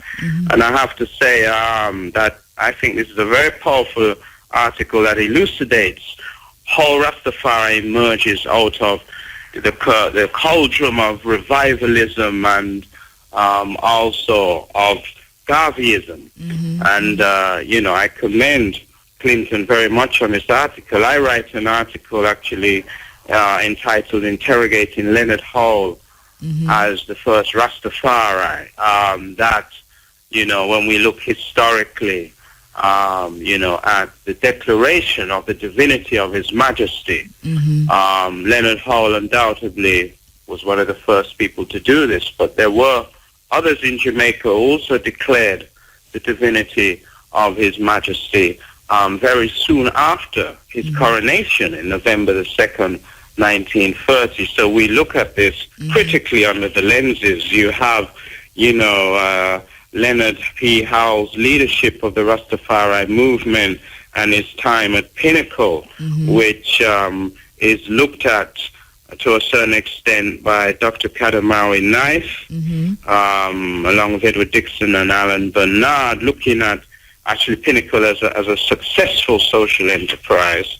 I should say Dr. Jelani Knife looks at Leonard Hall's philosophy of Rust under the lens of Rastafari manhood. You know, Leonard Hall as a role model of manhood. That's Dr. Jelani Knife. Yes, okay, yes. So Louis Moyston, there's actually 2 articles by Louis Moyston in this collection, interestingly enough. So we also have an article from Ras Miguel Lorne, who was also being active in terms of the scholarship of Leonard Hall. So we try to be as embracing as possible of some of the scholars, writers, and advocates. We even have iNation has a short piece in there. But do you have? Yes. I noticed that, and I haven't read the book yet. I intend to, and also to, and hopefully, because this is a plan to speak with each of the contributors to the book. But over time, but let me ask this: I know, are there no female authority? Okay, there is Patrina Archer, reorientating Rasta, tracing Rastafari's visual roots. Is the female submission there? She, you know, is very looking at the visual imprints of Leonard Hall and Joseph Hibbert in terms of the early movements. Now, one of the things in terms of the scholarship on Leonard Hall, you know, we know we've had Helen Lee who came out with the first Rasta, but the truth is, Sister Kabu, that not many women have researched that specific area of Rastafari. Now, when we look at the gender dynamics of Rastafari now, we have several women scholars in the field. Yes. The issue is how many of the women scholars on Rastafari, and there are a few, and I have to big up Sister Imani Tafari Amma when I talk about female scholarship on Rastafari and gender dynamics in Rastafari. So, you know, she got a brilliant article in my previous book, Rastafari and the New Millennium. But in terms of the scholarship on Leonard Hall and the early years of Rastafari, Patrina Archer was the one notably who was there on, the cusp, the cutting edge of the scholarship. All right. So it wasn't that we deliberately said no. No, and I'm just asking because it's a glaring omission, right? And not deliberate, but it is what it is, and maybe this will even provide the kind of information to women scholars who are listening, young scholars who are entering or just about beginning to do their thinking about research material can begin to look in these areas. But let me talk about now the launch of the book, because there is a launch tomorrow. Let us talk about that. Where? And this will be at the Undercraft at 6 o'clock p.m. Undercraft at UE Mona campus. We're going to have a grand launch for the book. And basically, we'll kick off with a guest presentation by Professor Rupert Lewis, who has read the book, and Rupert can speak certainly very authoritatively on the link between Garveyism and Rastafari. And we know that Leonard Howell, interestingly enough, was a staunch member of Garvey's UNIA prior to traveling from the U.S., New York, to Jamaica in 1932. So Leonard Howell, I'm one of the people who argue, picks up the organizational sensibilities and that organization brilliance of Marcus Garvey, which undoubtedly he has, and he's able to utilize this in mobilizing the early Rastafari congregations. And this is probably one thing he has over the other Rastafari preachers, because there are other Rastafari preachers at that time, notably Joseph Hibbert, notably Archibald Dunkley. Robert Hines works in close conjunction with Leonard Howell, but it is the sheer organizational brilliance of Leonard Howell that people should really think about, that sets him apart from the other leaders who are preaching Rastafari simultaneously to their own congregation. I can tell you one thing, Dr. Michael Barnett, your passion and your eloquence on this subject is, I'm sure, actually, literally encouraging people and motivating persons to turn up for the launch tomorrow. But not just to turn up, but also to get a copy of this book. So the launch... And also I want to say that Monty Howell has flown in especially for the launch. I just spoke to him yesterday. Okay, and it's gonna be great. All right. We so once again, presentations as editors. Let's get the information out. Let's get the information out to persons who will want to come. Let's just reiterate that this is going to be at the University of the West Indies. The venue is where? Undercraft. The Undercraft. And the time is 6 p.m. 6 p.m. sharp. Right. Tomorrow. It's the Black History Month event. And it's tomorrow. Yes. Black History Month event. Open to the public. Open to the public and anybody who's interested. No charge. No charge. All right. Will the books be available for purchase? Books will be available for sale. Yes, and they will be at a discounted price. All right. I'm not going to say too much about that, but if you buy them at that event tomorrow, you'll get them for less than if you go to the bookstore. All right. Thank you so much, Dr. Michael Barnett. Yeah. And if you want to hear about the essay competition and my brother Jelani does not there, we can probably talk about that in the forward. Yes? All right. Okay. All right. Thanks so much.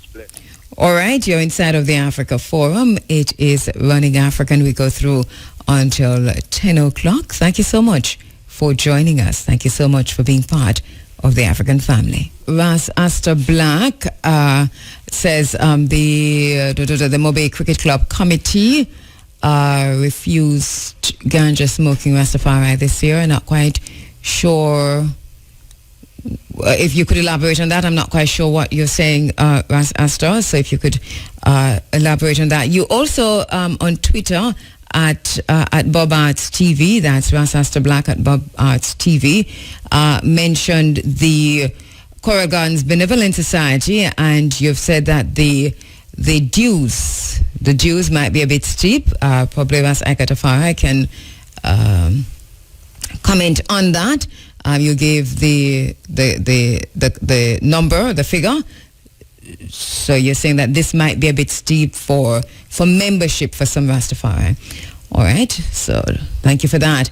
At Michael Grizzle, thank you, my brother, reminding us that Treaty Day preparations are coming together in Trelawney, and you say see you there. So thank you for that on Twitter. Thank you also on Facebook. We're going to get to your comments in a little while. Going to go back to the phone lines to speak with Dr. Jelani Naya, because as we look ahead to the 50th anniversary of the visit of His Imperial Majesty, the Emperor Haile Selassie I to Jamaica, there are quite a few plans underway, and one of this being organized by the 50th Anniversary Committee, of which Dr. Jelani Naya is a part. This includes an essay competition, and we're standing by to speak with Jelani about that essay competition.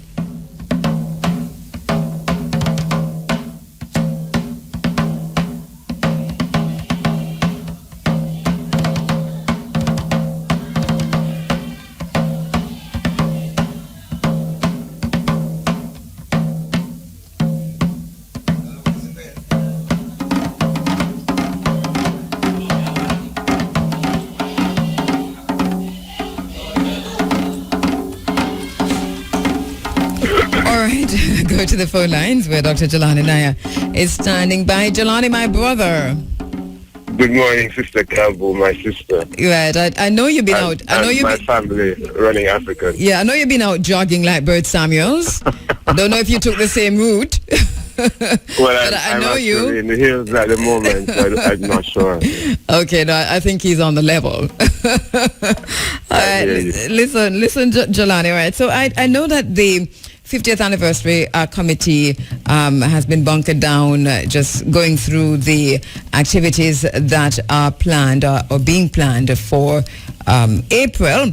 And one of this includes an essay competition. Can you tell us if there's anything else before we go on that the committee has announced, is about to announce, wants to announce? And then let's zoom in on the essay competition. Well, thank you, Sister Campbell. The essay competition is primarily the... You know, we're losing you there, Jelani. We're losing you.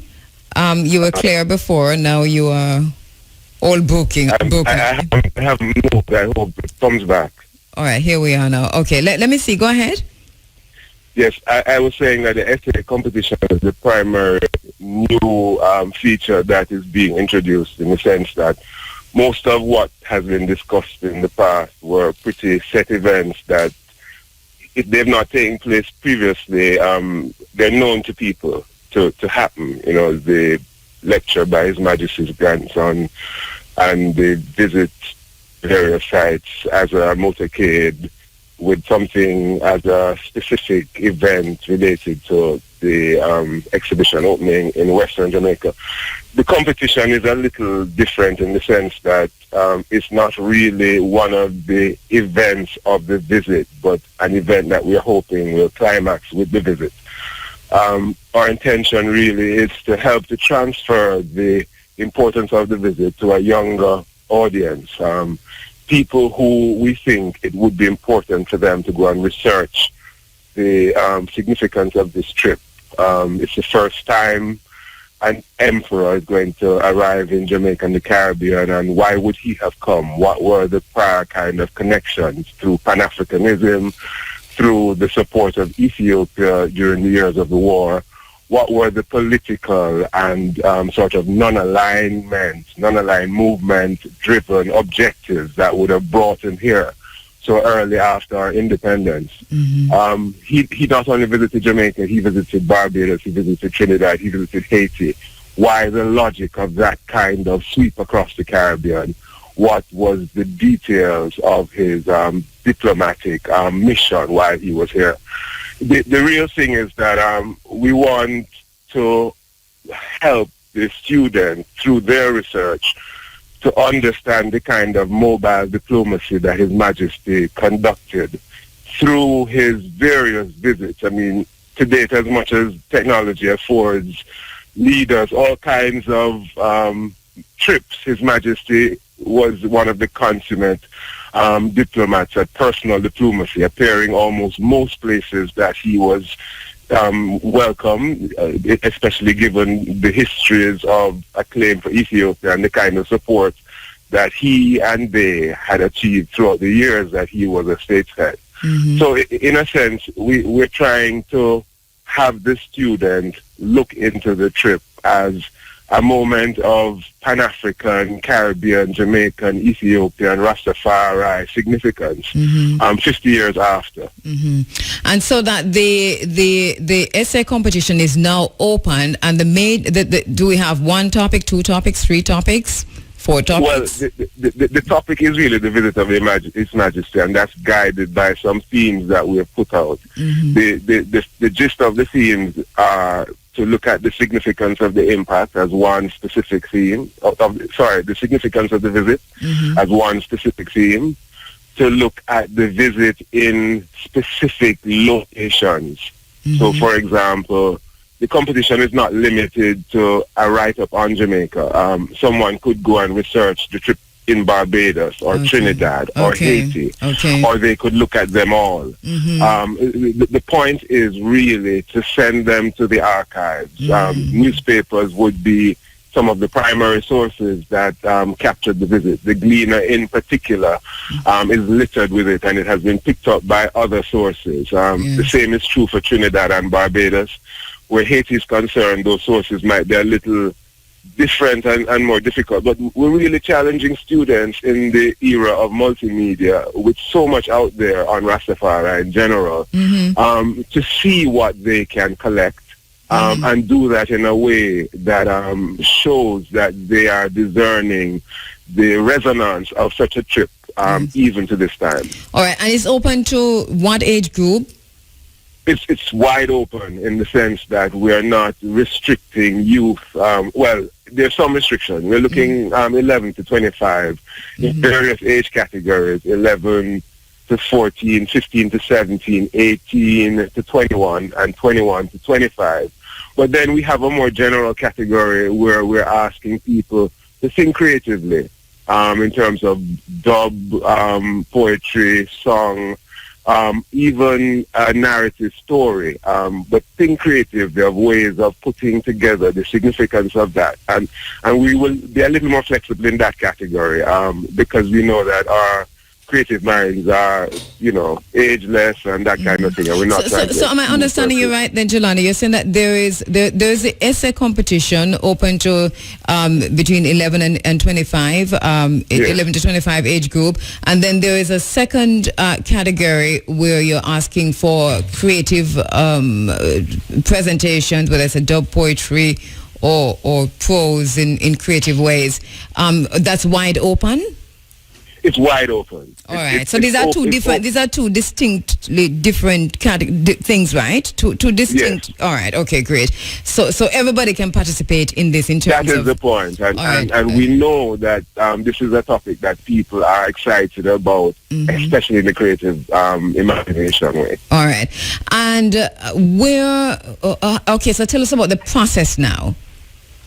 Well, you're going to have to help me, Sister Kabu, because I'm driving. In terms of how do people enter? I don't have the information. I know you sent me the information. I didn't get a chance to read through it. So I'm just picking your brain on it. Okay. All right. So I'm saying entries are, the essay competition is open immediately. Is that what we're saying? We're saying that. It closes on the 11th of April, 10 days before the visit, to allow us to do the judging process and to get back to the winners. It's actually driven by any media, so we're not only taking physical forms, which are going to be available at university and online, you can print them, but we also will take emails, facsimiles, etc., to facilitate people with whatever technology. If they want to mail it into us, whatever affords us to not exclude people who don't have certain kinds of technology. Right. What would you want them to involve, to include, in that, so that you know who it's coming from and how to contact persons?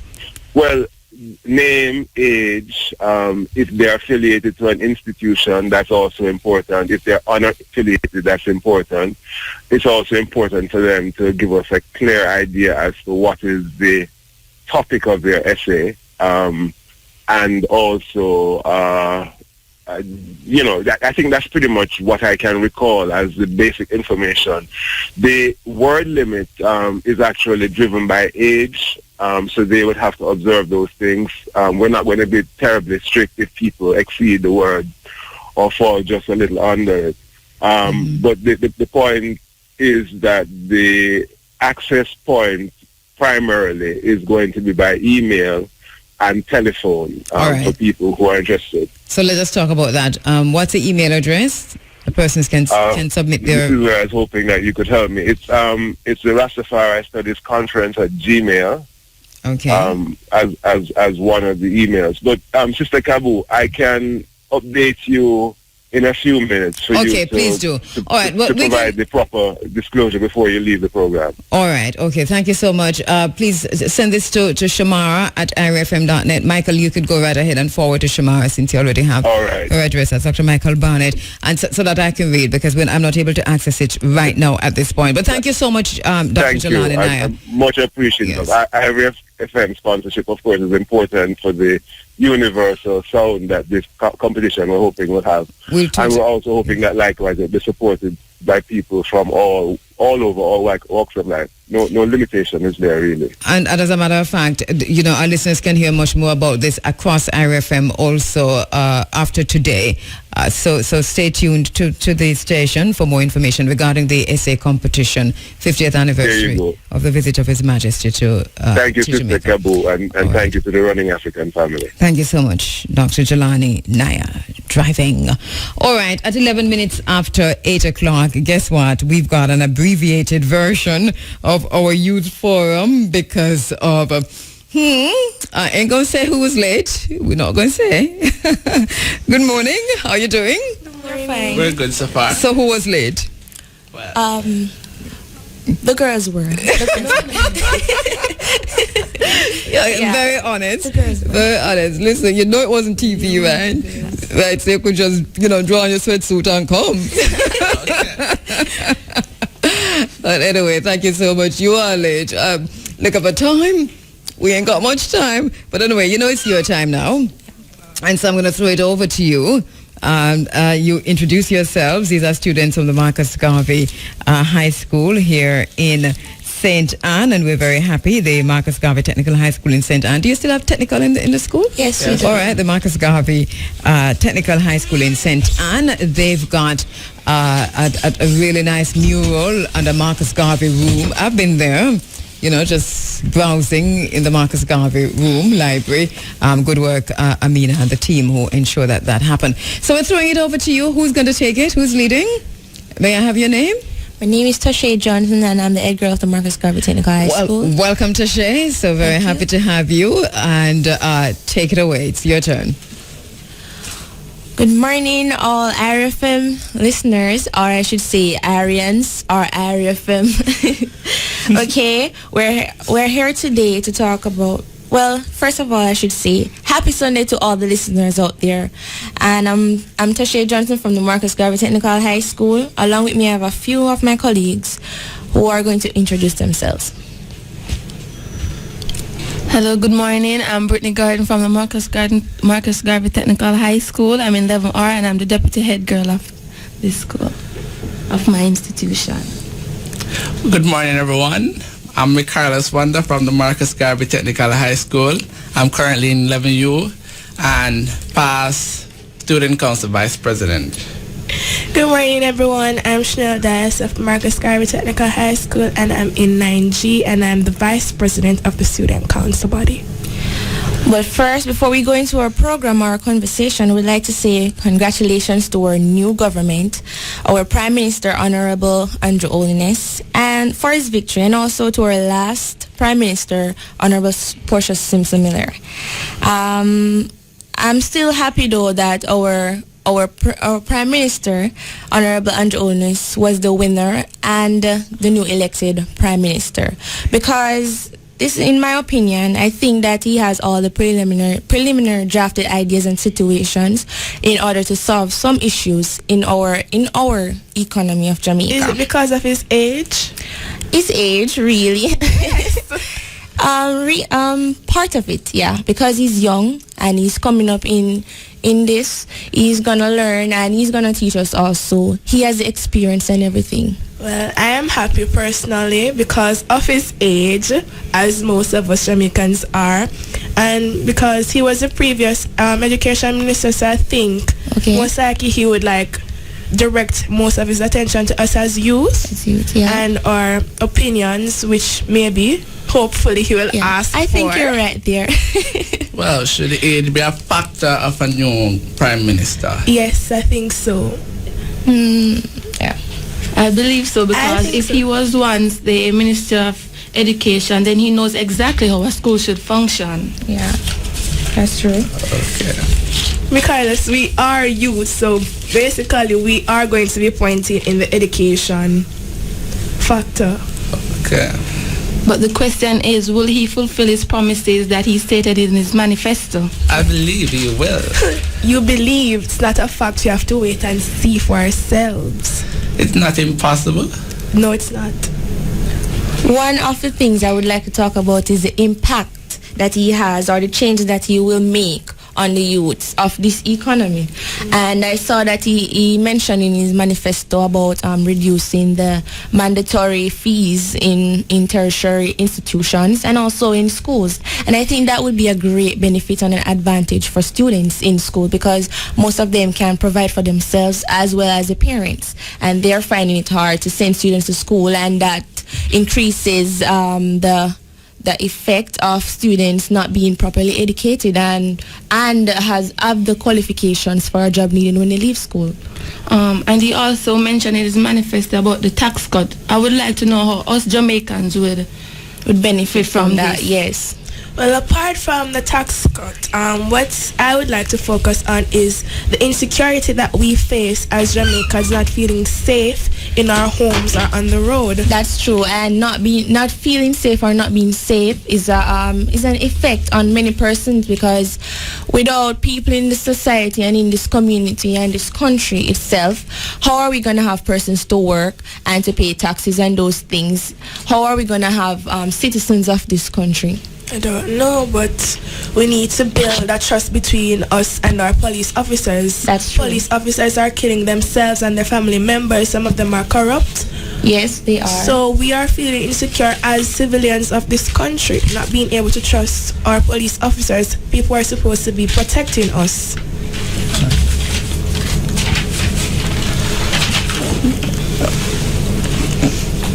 Well, the police officers, I don't think you should have said that all police officers. You should have said some police officers. Some them.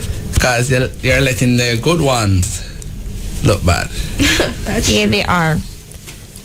And the first impression is always the best impression, right? Yes. Yes. But on to him assigning the portfolios he is to the senators of his party. I really hope that Mr. Holiness thinks long and hard before he does such things, and not assign portfolios to those who are not capable or suitable of handling these portfolios. That's true. And he also mentioned that he will have more jobs put in place for those who are unemployed. And I would love to know how he will carry out that part. Yes, that's my question. How is he going to carry out those? No, what is really, really intriguing to me is the fact that he said he would put at least $18,000 on all government workers. I would love to see that happen. I can't wait for that act to be put in place. To fix the point, he said approximately 118,000. Wow, $118,000. How will he do that? I would love to see that. We have no jobs, so. And if more persons are employed, then the crime rate will decrease. But guys, remember, the onus is on him to do what he's supposed to. He's the leader, and we look up to him to do what he's supposed to do to enhance this economy, right? That's true.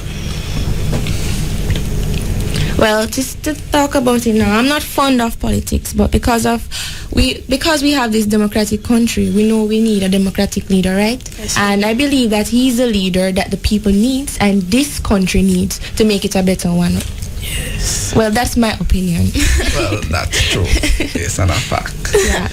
Well, I'm saying just I'm personally happy that he was elected. Yes.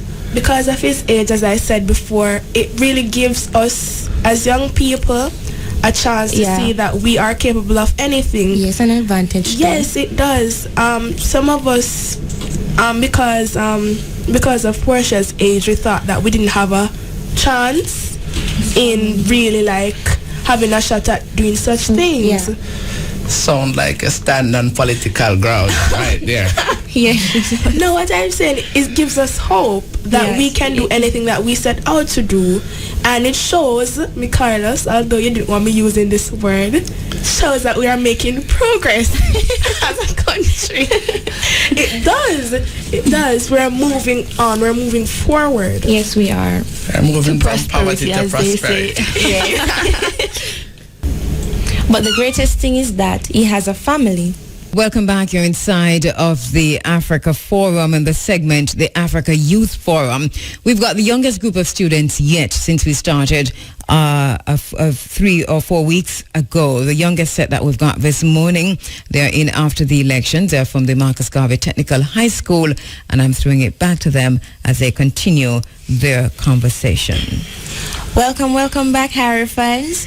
I'm your host, Ashay Johnson, and we're back live in the studio. I hope you didn't go to the bathroom, okay? Just joking there. Okay, what we're here talking about now is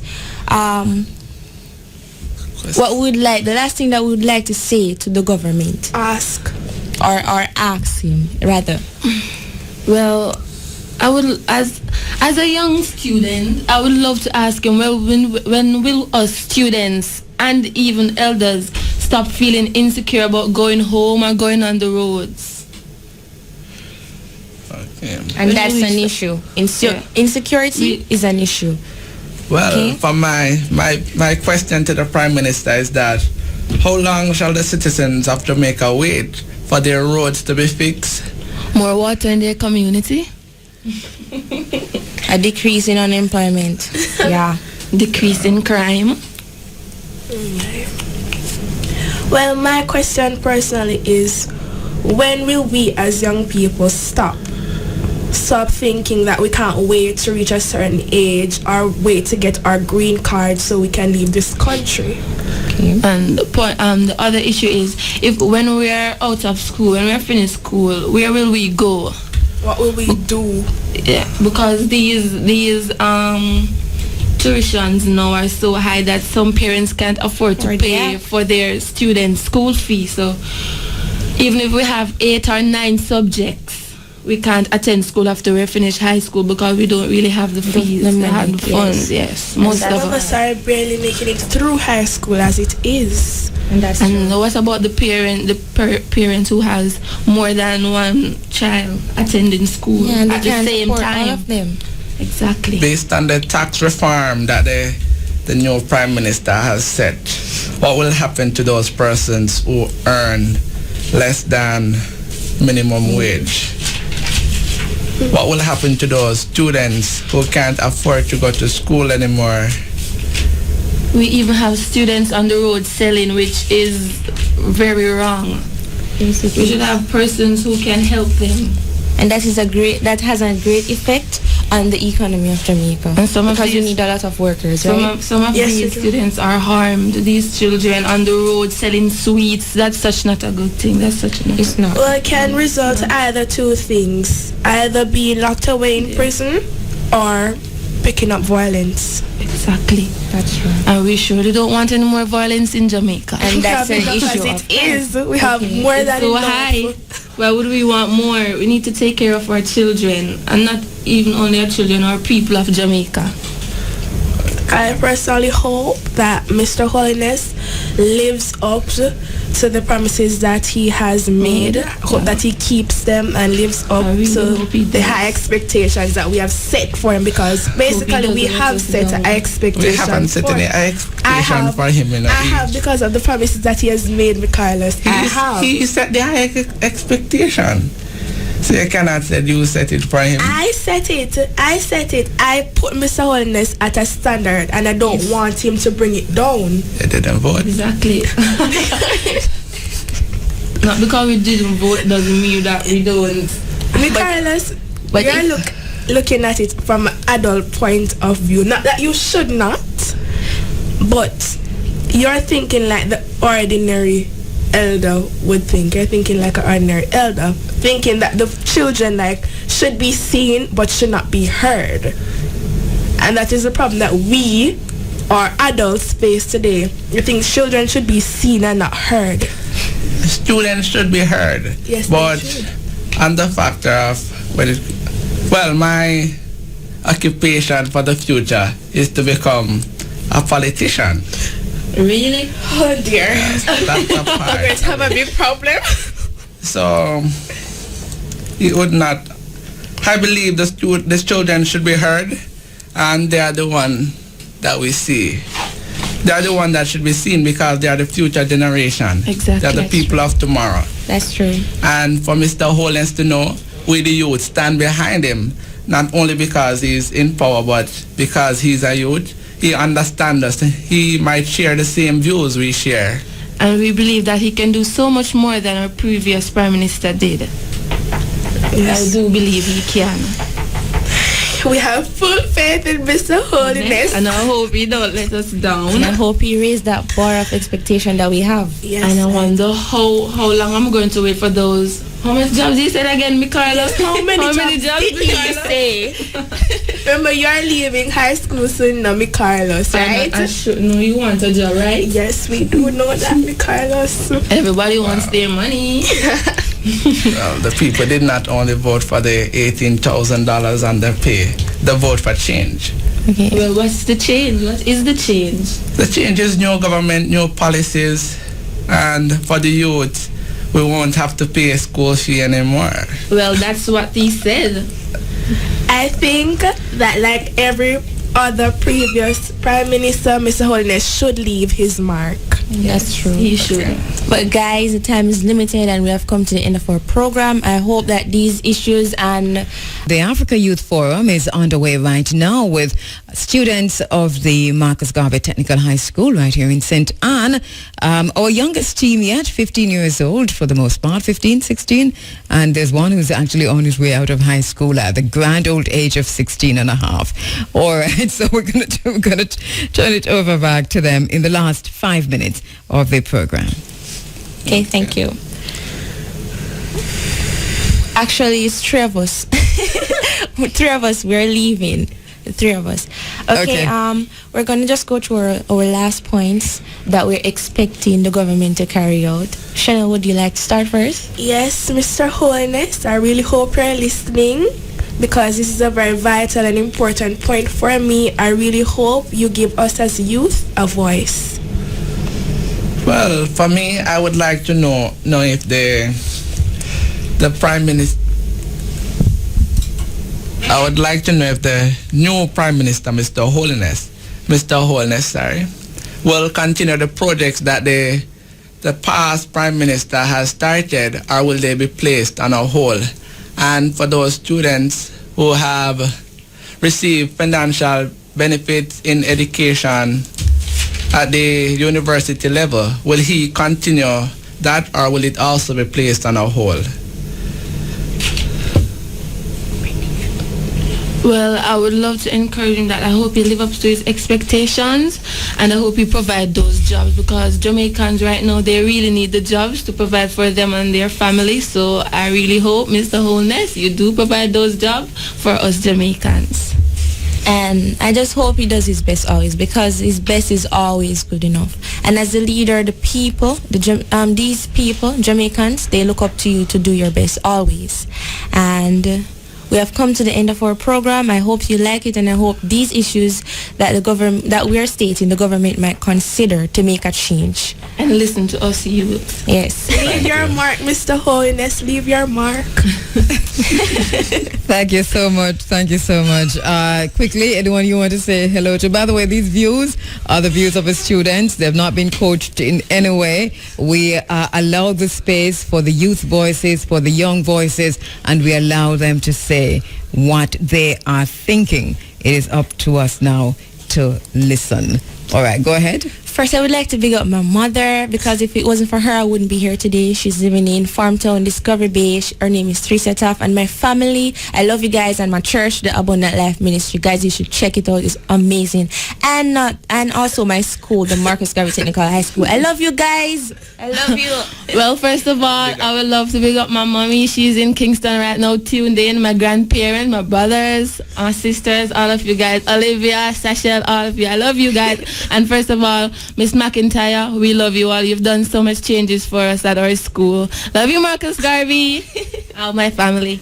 Well, I want to big up my mom, my grandma, my aunts. Well, everybody affiliated with Carlos. Yes. And big up to the school who have placed me where I am today. Yeah. And my church also. Big up. Well, I'd like to say hi to my mommy and my dad. I love you, Carlita Campbell and Kingsley Brown. And let's not forget the best school in Jamaica, the Marcus Garvey Technical High School. Yay.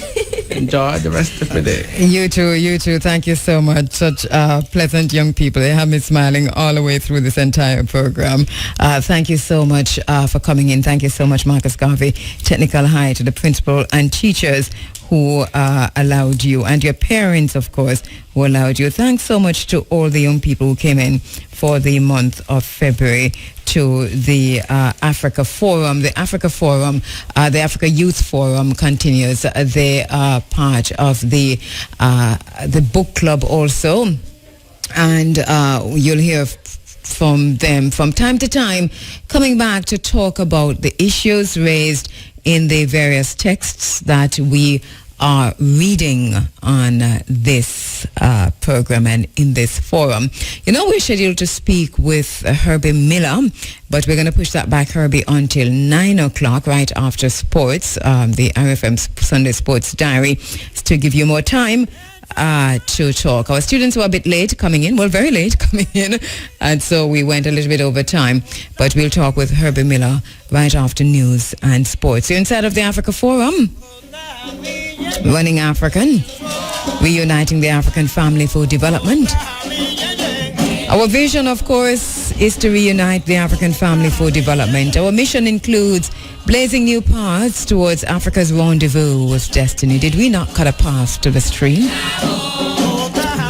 Bearing witness, demanding change, crafting an African-centered agenda for change and development, honoring my moral obligation to remember. You know, this morning I quoted from Kwame Ture, and I've received so many requests to say that again. The Kwame Ture speaking on the vote, speaking on elections, speaking on why he voted, and the responsibility in voting. And so I will do that.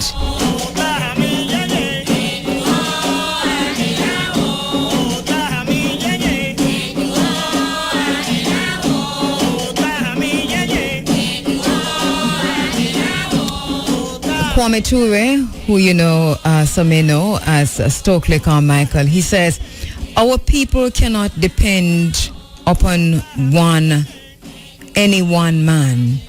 Our people can depend only upon the masses of our people properly organized in a determined, uncompromising, relentless struggle against the enemy. This is the only thing that gives us victory. And then he says, I shed my blood for the vote. Some people get confused. The vote for me has never been the road to liberation. It's only the means of organizing my people. Thinking their political responsibility is limited to a one-day vote makes the people politically irresponsible. Politics is every day. You have to be aware of what is going on. The vote has never been the road to liberation. It's only the means of organizing my people.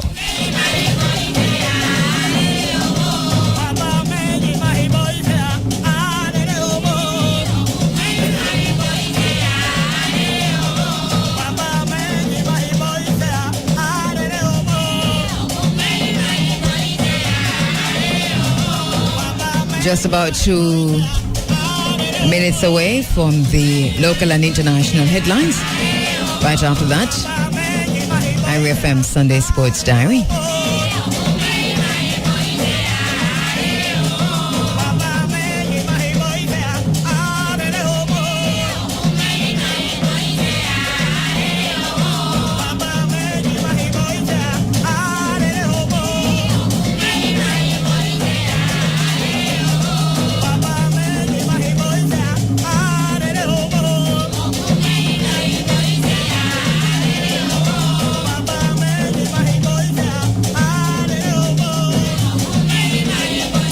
Lots of stuff happening for this year, for this month, actually. And I do get a lot of posters. It's really difficult when you send me a poster to determine while I'm on air which part of a poster is more relevant than the next. And so it's really difficult to read from a poster. I'm sifting through them now, and I really just got frustrated and put them down because there's just so much more to do. So if you want me to announce your event or to promote your event for Black History Month, for African History Month, then please send me a short blurb, a short script of what is happening, where it is happening, who's doing it, and if there's a cover charge, what the cover charge is. That's much easier for me. All right?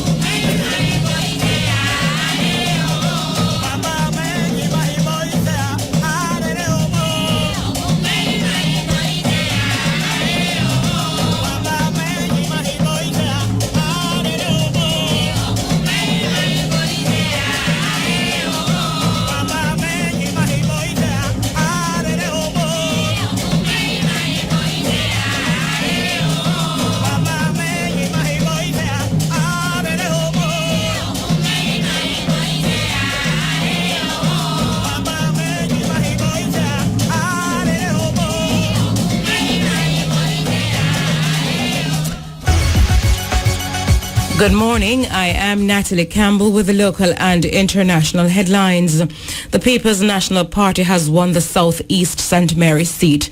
This follows the official count which ended late yesterday. The results show that the PNP's Dr. Winston Green won by 9 votes over Norman Dunn, who was declared the winner on election night on Thursday. By gaining this seat, the JLP now has 32 seats to the PNP's 31. How are you doing, Mr. Williams? I am fine, thank you. And how are you? Well, these are interesting times. I'm doing very well, thank you. Well, we are accustomed to having very interesting times. Yes. This is Jamaica. Right. Still Jamaica. So. Have we ever had such an interesting time, though? In our politics? Well, I don't think we've ever had any such interesting times in politics, but we've had interesting times in other spheres. Are the Gibson Relays? The Gibson Relays, boys and girls champs, football, cricket, you name it. But I think in terms of politics, this is really a first. Yeah, this is now entertainment news. Yes, because we are seeing what is unfolding now is like as you mentioned, as we were speaking of your coalition government. Well, our Pan-African IRFM's, let me say, the Africa Forum's Pan-African attorney, because that's what he is now, right? Has said to me that that's not no thing at all. This is more like a Trinidad thing, but because we have the 63, which is an uneven number anyway, and because we don't have a third party, but it really is. But it is a coalition without a coalition. Yeah, because every agreement, everything will have to be agreed by both. Yeah, and everything and the disagreements are the same, because it is going to be difficult to anybody to eke out a majority. But Robert, now you're going to see, and I know you're disagreeing with me on this because I said it to you before, but now you're going to see that it's really a two-headed monster. My only thing is whether or not it was one brain, and now you'll see that it really is one brain. I mean, I'm not buying. I'm not selling it. I'm not selling it. I'm not selling. I'm not selling. I'm keeping that one for myself. But we have our issues with our governments, yes, but I ain't calling them a two-headed monster. It's a two-headed monster. No, you're not. You're not selling nothing. They do things like monsters sometimes, yes, but it is what it is, man. We can argue that one next time. But Robert, listen, have you looked at the scenarios? I was going through them with Bert this morning. Well, the only one that I have really looked at is the fact that 32-31 indicates really a 31-31 situation. The fact that the Speaker of the House is not one who would be voting on any legislation. So it's really 31-31. So nobody can go into the House and boast that, don't worry, we have a majority. Can do this and we can do that. It just not there. And if anybody not feeling well one day when there's a particular decision to make in Parliament, it gone the other way. Or anybody is traveling. Well, Bert was saying this morning that, if anyone travels from, say, the government side, and that there is a no confidence vote. Oh, especially the no confidence one. Yes, then you could have a new government in place. What it does to an extent is it will ensure that the travel bill is less. I would like to see that. And no, because I remember Mr. Holness saying that there was a time when the Prime Minister they were talking about the travels, and he was saying that they could do it by Skype and all these things. So now we have to work with that. We're going to have to work with Skype now. Yes, no face-to-face meetings, because anything can happen while you're on your way. Yes, let us say to Miami, which is very close. Yes. Something develops and there's a cabinet, a parliament tomorrow. Yes. By the time you get there and have to come back on the next flight, that decision would have already been made. As a matter of fact, if you're on the way to England before you land, as I said, it's really interesting times. Yes, it certainly is. And I like the idea of a Skyping. Let us watch this and see if really and truly people are going to travel less. But another point that Bert raised is, what will the Governor General do now in terms of calling the Prime Minister a parent? And I'm going with Jerry Small's way to say the correct way, which he says is not Prime Minister elect, because we do not elect Prime Ministers. Okay. And it's not Prime Minister designate, obviously, because we don't elect. That's interesting. So it's Prime Minister apparent. So will the Governor General call the Prime Minister apparent? Now, considering that boxes are still being counted, and we had that situation in St. Mary, because if we have another situation similar to the one in St. Mary, it is the. Well, I don't know if it's an incumbent here that you'd have to be calling back. And I guess I understand that the swearing-in is going to be on Tuesday, but I guess it is as a result of that, because the recounts will or should end by Monday, tomorrow. Right. So I guess after tomorrow. But you still are going to have like magisterial recounts. Like I would assume that is what is going to happen in St. Mary. I think so, yes. What if it changes and then changes back? After the swearing, it changes back to St. Mary I mean, not specifically that, because I'm sure to the JLP. Yeah, I'm saying that I'm expecting there to be magisterial recounts elsewhere. And what if it turns out that after the swearing in, magisterial recounts indicate somebody else would form government apart from who was sworn in? Yes. What do we do in that situation? Well, that's a good question. Because magisterial recounts can change things. Hence Bert's question, which was, what is the Governor General going to do now? You see, sometimes, the only thing that we're really prepared for, was a 30-30 situation, and that was why it was changed to 63, the odd number. But I don't think we're prepared for what is unfolding now. Right. It's interesting. And we can't make the rules as we go along. No. It doesn't work that way. No, it certainly doesn't. But as it is now, Andrea, where it is a JLP that will form the next government based on what is happening. I'm looking though at the makeup of the cabinet, the ministerial portfolios. That is what I think is going to be an interesting one. Yes, and also the amount of consultants.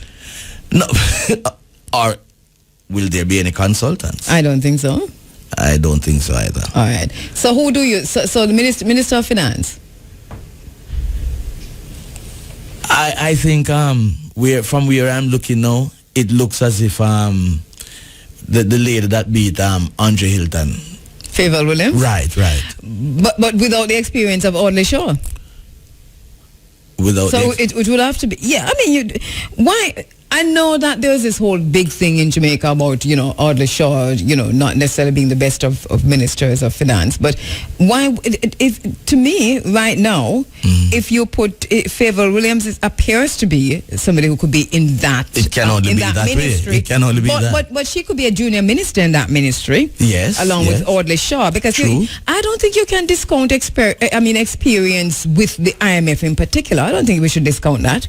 But the experience that we have had with him as as Minister of Finance, I'm not saying we could throw it away. But we have not. But that is just my view. We have not had a brilliant Minister of Finance. That is just my view. Since Hugh Small. That is just my view. And that's just my view. Because a lot of the quote unquote dinosaurs. I think based on what Mr. Holness has advocated, we should be seeing some of them. But the interesting one for me though, you see, that's the thing. I am not. Youth and experience must contend. Yes, but you can't throw out the tacit knowledge, the knowledge that is embedded in people. You cannot just dash away. Yes, continuity is important. Very important. Yes. And the fact that if Audley Shaw is not assigned the Minister of Finance, I don't think that you can use that to judge the overall. No, and I'm not going to judge it, and I do not agree with none of them being Minister of nothing. Make we just get that right, right? It's a two-way monster, but we're looking at the thing, right? So you say Favour Williams, but I'm saying that I see in that ministry Favour Williams along with as a junior minister. Well, remember the last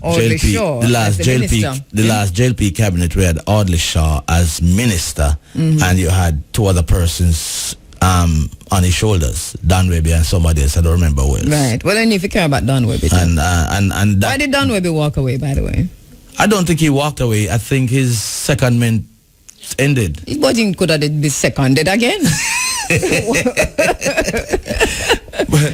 One of the most important ones, though, Andrea, is the Minister of Security. Yes. So what you do with Mr. I can't recall. Him not there anymore. Him not there. Okay. No, man. What about Derek Smith?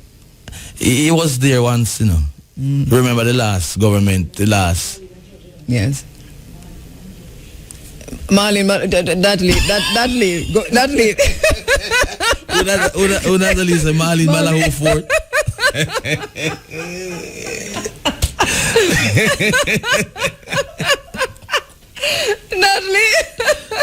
Natalie, go have your coffee. This is when you said it, I was not just at our coffee. But that one is going to be difficult.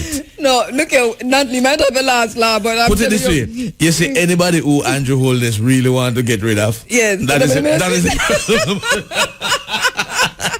Well, that look like it's going to be that when Christopherson is going to look like. No, I think Christopherson is too valuable to put that the minister. No, but just say anybody that Andrew want to get rid of. No, Christopherson must be utilized where he can be of full value. And where would that be? And Minister of Finance? Anywhere else apart from Minister of Security. Minister of Health? I think he can be Minister of anything. I think what you had Spencer, what you had him name? It should go back to Health. Okay. I don't think he was a bad Minister of Health. Well, with the Minister of Health is not too problematic for me. Okay. But it is the security. Is a security one. So can I ask you a question? Who do you see at security? I'm not seeing anybody right now. So what? So, but I'm still looking. Really, you're not seeing anybody? No, I'm not really seeing anybody apart from Derek Smith. What about Daryl Vaz? You know what? I would put, honestly, I would put Bobby Montague at security. Okay. Why not? No, I'm not objecting. I'm just thinking aloud. Give him a chance, man. Make him do the thing. Somebody will have to get that work doing. Yeah, Bobby.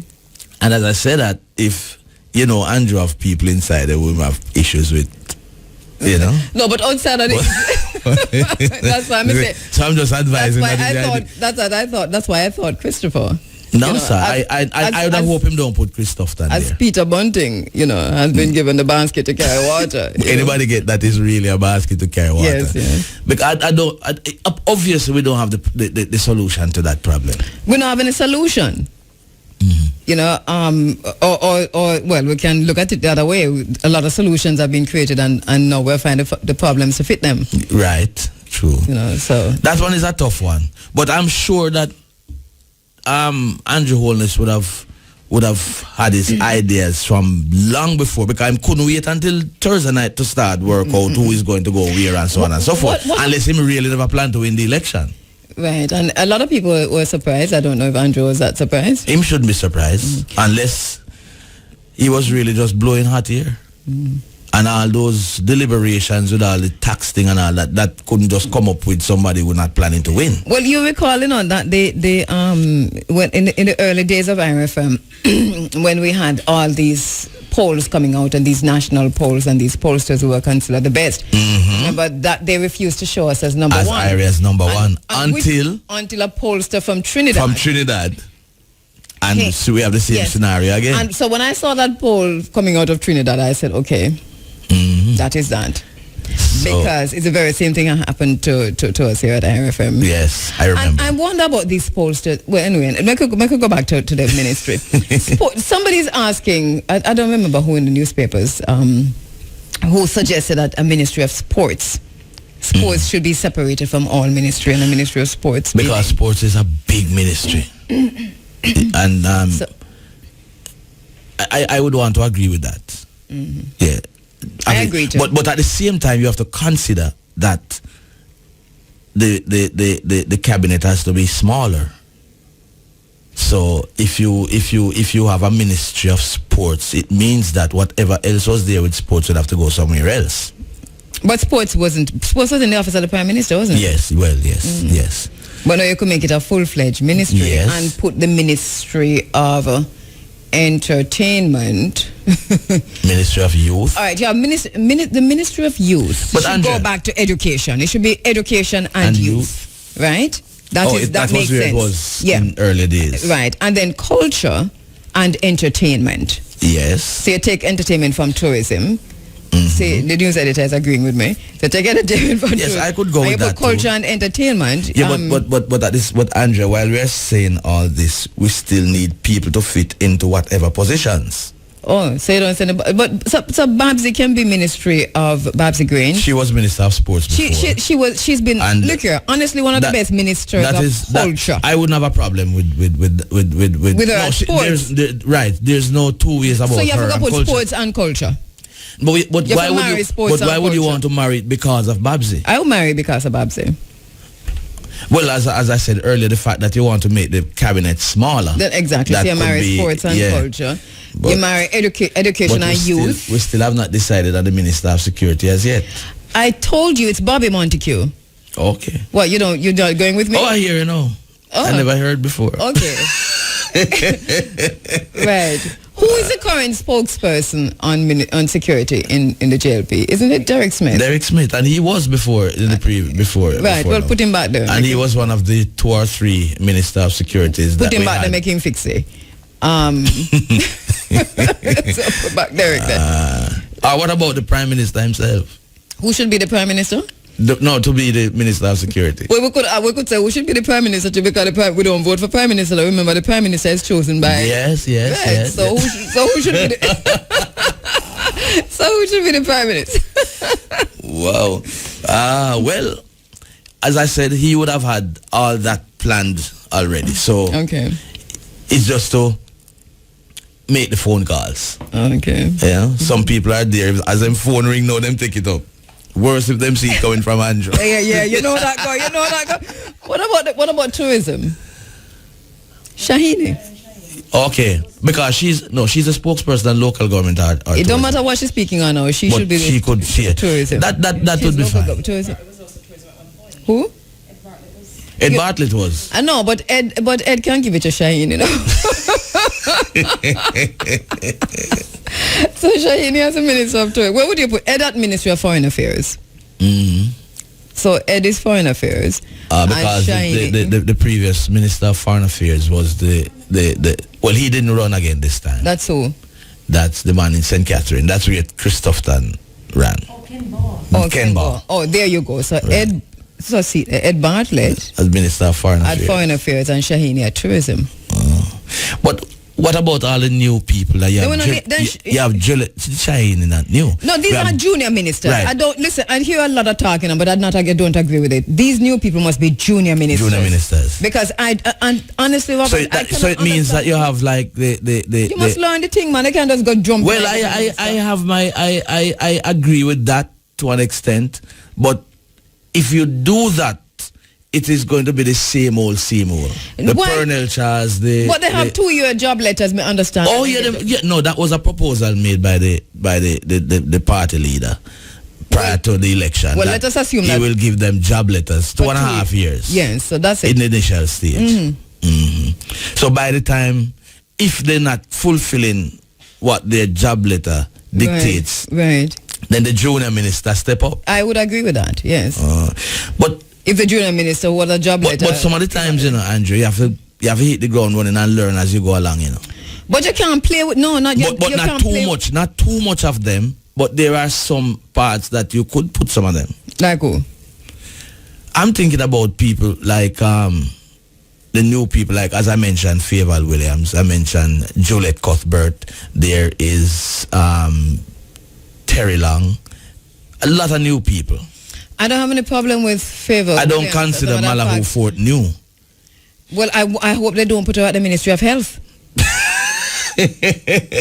Marlene Malahoo Fort. No, I'm serious about that. Yeah, because based on some of the things that she has said. No, because she plays political football with health, and I'm very that concerns me. Mm-hmm. It really does. You would put her at the Ministry of Justice. Consider yes, that I would. So what you do, Delroy Chuck, make him the Solicitor General. That's what they call it, the Attorney General. I would retire Delroy. Why? If it is so difficult for us, you can imagine Andrew this morning. Andrew have him thing work out already, I presume. Delroy he would have to. Delroy could be the Minister of Work, Transportation. But what I'm sure of though is that whoever is. Oh no, Mike Henry is the Minister of Transportation and Works. Yeah, because he has to finish the China, the settlement colonialism. Yes, he will have to continue that function. Yes, and what I'm sure of is that whoever is going to be the Minister of Minister of Finance would have already started to have dialogue with the Prime Minister with regards to the tax threshold. Yes. Because that's an important part of it. And I think he really does need the mind of Favour Williams and all of that, and the experience of Audley Shaw. I'm saying that, but I still need a caveat to say it's not that I think that any of these people are so great. No. Is that you give me a piece of garbadine to work with, and I ask to see if I can get terry linen, and you say no. So I have to work with the garbadine. Never cut the garbadine. So I cut the garbadine, and Audley Shaw, is finance and Favour is the junior minister and finance, and then now but I would be surprised with Spencer is health, and Marlene is justice, and sports. You see, we didn't say Juliet Cuthbert, right? We were saying that sports for Babsy. But I would put Juliet in the sports ministry. Yes. Yeah, I think it's a natural fit. It's a natural fit. So in whatever capacity, yes, I she would have to be a significant part. Although they say a doctor is not necessarily the best person. Well, we know that. We know that. Right, we know that. But even if she's not efficient there, let prove it first. What about Lando Terry Long? I don't know where I'd put him. Remember, we're not going to have any backbenchers, really. Well, since him have the locks, put him at entertainment. Then I'm not going. So what about the law degree? No, but a locks, I want to think for entertainment. That's why Damien was there. Of course.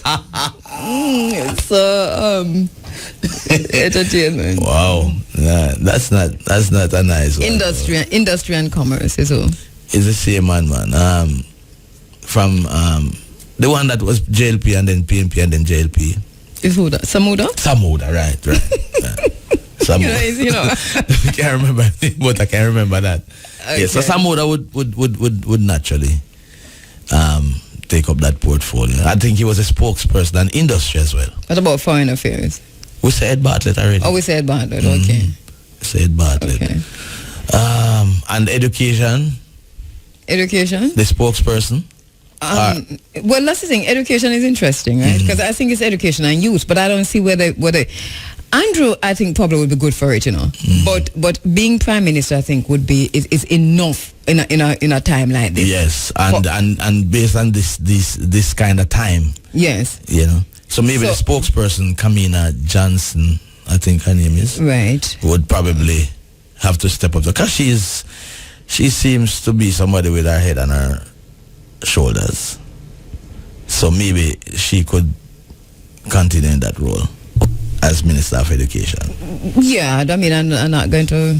I don't know much about her or anything, but she sounds solid. Yes, she sounds... I don't know if that is enough to go by. Well, I don't know what the proof of the pudding is in the eating, you remember. So... Yes. Well, you know, I have a very good friend, you know, and we used to roll up and down together in Africa. In Ghana, literally, it's not lying. And he went and studied law in England, and he always said that he wanted to be a politician. Well, now he's head of a national youth authority in Ghana, and elected parliamentary candidate of the ruling party, the NDC. Oh, so and he's going to join me on the phone lines. Oh, so his dream has been fulfilled. Yes. Thank you, Nesbeth. My dream. We have not put out it up. But all of what we're going through, you know, we might have to come back now next week and say it for the next party. Yeah, because just a few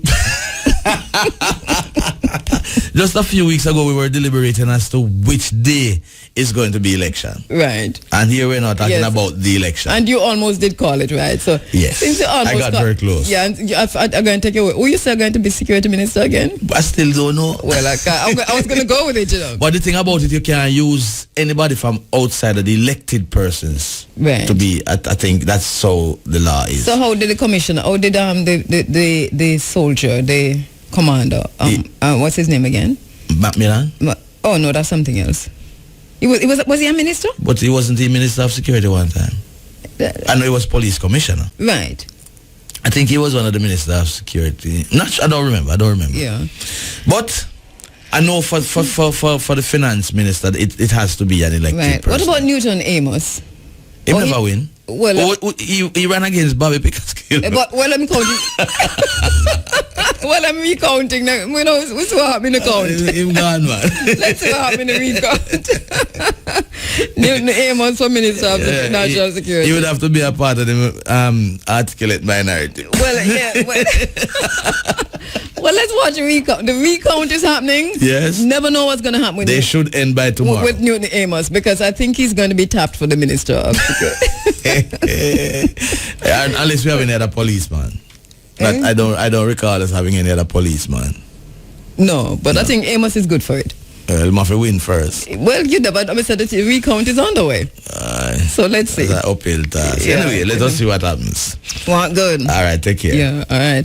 Okay, you're inside of the Africa Forum. It's an interesting time in Jamaica, and so we had to have had that chat.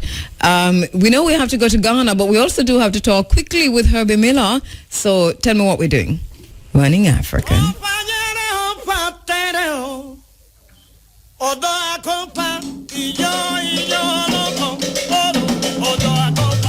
Hey, we didn't talk a lot about Walter Rodney today, Dr. Walter Rodney, but President Granger, David Granger in Guyana, he has commented on the report, the Commission of Inquiry's report, and he says that it's badly flawed. He still hasn't released it, and he gave notice of the government's intention to challenge the findings, according to him, and the, quote, circumstances under which it was conducted. And all of this without releasing the report, which is an interesting situation. Lots of demands, especially from the Walter Rodney Justice for Walter Rodney, and for so many others, for David Granger to release the report from the Commission of Inquiry into the assassination of Walter Rodney. The inquiry found that the government of Guyana at the time, with the full knowledge of Forbes Burnham, knew and sanctioned and was a part of the plot to assassinate Dr. Walter Rodney. We're following that. Let me go to the phone lines. Herbie? Good morning, Mom. How you doing? Good morning, sir. I'm sorry I'm so late, but lots of things happening in Jamaica. We just took some time. Boy, I listen to you guys. It's like you better go help out new Prime Minister. I think I'm just packing my bags to head to Kingston. I'll see what I can do. Yes, Mom. Very, very interesting times. Very, very interesting times, Herbie. Yes. All right, Herbie, today we're wrapping things up with the monthly Sunday events at the Jamaica Music Museum. All right, tell us. Of Jamaica, that's right. Right, tell us about that. Yes, so today our topic is Don Cosmic, mad with the madness of a great maestro. Mm-hmm. And the correlation between creativity and in the arts and mental disorders has been a phenomenon that has been risen each time we try to address Don Drummond, because he seems to like Thelonious Monk and Miles Davis, among others. Mm-hmm. They're bordering on both worlds. We are not certain. Yes. To get a better understanding of that, today we have invited Professor Freddie Hicklin. Yes. And Professor Earl Mackenzie, along with our dear friend Clinton Hutton. Yes. Respectfully, Dr. Clinton Hutton, but he's our brethren, so can say Clinton Hutton. Yes, yes. To try and help us to understand how that thin line between creativity and mental disorder works, or if it even works. If indeed Don Drummond was so far ahead of others in the society in that we all couldn't keep up with his thoughts, he envisioned and materialized his music, that we just assume he was a crazy man. Yes, yes. I think the panelists... Pass me my trombone, but blow my mind. Give me my trombone, man. It's time to blow my mind. Yes. Thanks to Professor Morris for those lines. Yes, really, I love it. But but so that thin line, some people say a touch of madness, some people say a touch of genius, and a whole lot of madness. So this is where you're zooming in this week to look at the man himself, his genius and his madness. Then, literally. Yes. We have looked at his career in the beginning. Then we went to the poetics that it inspired. Yes. Then last week, forget it, man. Wow. The music and the musicians that he inspired, how we decipher the signifiers and so on. Today we come to that mind. Yeah. And like I was saying, I think we have a well-balanced set of panelists. Yes. A psychiatrist, psychologist, a philosopher, and a Renaissance man in Clinton Hutton, whose multidisciplinary approach to scholarship and the arts is something I hope more of us could develop. To augment that or punctuate it, we have the Warwicker Trombone Quartet, which is Romeo Gray, Barrington Bailey, Nambo Robinson, and Kimar Miller, whose music will try to help us better understand Drummond. For those of you who arrive early, the event starts at 2. It's at the Institute of Jamaica, 10 to 16 East Street. But early arrivals, say at about 1, I will personally take on a tour of the Jamaica Music Museum's current exhibition, curating music, building a national collection. And I know you say it, and it sounds sometimes like it's an appendage, but it's a highlight also of the evening. So it really does make sense to go there as early as you can, get there for the 1 o'clock tour, do that, and then participate in the Linseed Market food, which is there, and then make your way into the Port Bogle exhibition, the Rastafari exhibition. Yes. The earlier they come, the more time you have to contemplate them. But do come back with your churches, your schools, your community groups, and so on for a future visit. It sounds as a really brilliant way to wrap things up on the focus on the tribute to Don Drummond. I'd really like to hear what persons are going to say. Professor Hicklin should really be zooming in, considering I saw him there for the last one, and I think he might have been there for most of them. He has been there for them all. For all of them, wow. So that when he speaks today from his perspective and the way he sees things, through the lens of ourselves, I think will bring a whole new perspective to how we even look at what we deem to be madness. We'd really like to hear the presenters there. You talk about the multidisciplinary approach of Clinton Hutton and so on. Beautiful event, great work at the Jamaica Music Museum, at the Institute of Jamaica. The tribute to Don Drummond for this month wraps up, and it has been happening from the first Sunday in February from the first all the way Sunday in now. February through the last one. Let me take this opportunity as we sign off from this year's Ground Nation to heartfully thank JMMB for coming aboard. IRA FM, you have been so wonderful to us that I won't go any further, especially your program. Thanks so much. News Talk 93, where Clinton and I have an association. They have really just given us the full run. The Chase Funds for stepping up this year. We hope that we have shown that we are worthy of funding, and that next year will even be better, because this year we didn't bother with the exhibition, the play written by Kwame Dawes, nor the piece choreographed for the NVTC by Clive Thompson, because we just simply couldn't afford it. Linseed Market, as you just invoked, has really taken care of us. The bread basket has been full. And CPTC for coming aboard and really, in a professional manner, allowed us to capture this for posterity.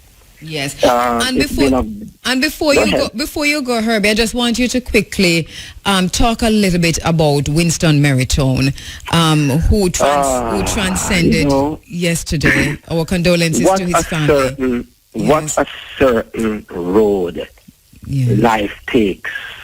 As we enjoy it, we contemplate it, we try to contribute to humanity's growth, development, and love. But in the long run, that final chapter, none of us can escape that. So far, none have escaped it. And when I heard of Winston passing, we have to accept it in the way we accept any other passing of great minds. I hear you talking about my dear friend, and he was a dear friend to me, Kwame Ture. And when he passed, we know he was ill, but when he passed, we had to deal with it, Yes. Winston has contributed so much to how we understand music. As youngsters, my age group, we all went to the different spots from way out to Copa in the East. Among others, where Bank now resides in Halfway Tree, where he had one place to Peyton Place up in the hills, back down to Red Hills Road, and now just next door me in Ligani at Waterfalls. And be inspired, be educated by his discovery of music, which never necessarily made it in the top 10, but he made it among our top 10. He also was a producer of refined music, not only with Cynthia Sloss, but among others, at the Federal Studios, others who have risen to the top. A refined ear and way of producing music. I had the great privilege to be a friend of Winston, but mainly to have been in a position to invite him to Paris with me in the year 2010. It was an ethnomusicology conference and festival, and he and Blue Blaze Mentor Band and I went. And to see Winston play music, explain music, and educate the Parisians was something worthy of a master class at a tertiary institution. Yes. He will certainly be missed for the encouragement on a personal basis now, the encouragement he has given me with all of the projects I've embarked on, from my early days managing Peter Tosh to my involvement with bringing the Scatterlights back together. Winston has been a warm supporter, an educated supporter with much insight on how to deal with these things. So on the personal level, I miss him, as well as on the national and international level, because almost every week Winston was out of the country working, Yes. Almost every week. And then Thursday nights, if he were here over at the waterfalls. And like I say, his contribution reads like an epic. Not just a natural, but an epic. I have been thinking about that, Herbie, and saying to myself, it goes all the way back. My father's a Christian, or probably don't want me to talk about this, but way back when he was a youth and we were children, Meritone. So Meritone, he's part of the very fabric of the Jamaican entertainment and music industries. He's tightly and deeply woven into that. To pull him is to begin to unravel, and I think that he needs to be celebrated. He must be celebrated, even in death. A few years ago, on the 50th anniversary of Meritone, Clinton arranged a symposium, of which happily I was asked to participate, and it was just amazing to see the caliber of Jamaicans at different levels who came out to talk about their experience with Meritone, way back from Professor Yang, who went to school with him in St. Thomas, who could talk about the boyhood days, among others who went to Kingston College with him. Those of us who just, from a scholarly and experiential point of view, were able to connect with people like Jerry Small, his involvement at Meritone, and continues to go to Meritone. Yes, people like Trevor Monroe, who became a fixture at these places. Yes. Many national leaders, the international visitors, Andrew Young, among others, I recall being at Meritone. International entertainers and artists all passed through that great institution, of course, and wherever it was physically located. Yes. And some of us came into Meritone. I mean, IRFM came into Meritone literally, because when we came here, Meritone was, and so you embraced that and became part of that. Really gonna miss him. Thank you so much, Herbie. We look forward. And thank you too for all of the help you have given, all of the ways in which you have made this year's Ground Nation the ultimate success. Let me just quickly say, because of all of what you and other media have given to us, I say given to us, last week in a 300-seat hall, we had to bring in all the chairs we could, and still there was standing room only. Goodness gracious me. Well, that is good. It is spacious. So please go out and be part of that. Do not miss that for the world. And go from early. Be part of a tour that will be given by the man himself, Herbie Miller. Thank you so much, Herbie. Let me not forget to thank our beautiful, dedicated audience as well. All right. Thanks so much. Herbie Miller. Take it easy. Sure. All right. Today at in Mandeville, we want to talk to Yasser Safari. So if we could get him quickly, right after we've spoken to Ras Mubarak in Ghana. So we're going to go to Ghana, come back quickly before the program is out, and have a quick chat with Yasser Safari about Poetry in Motion and the Poetry Festival that's on today.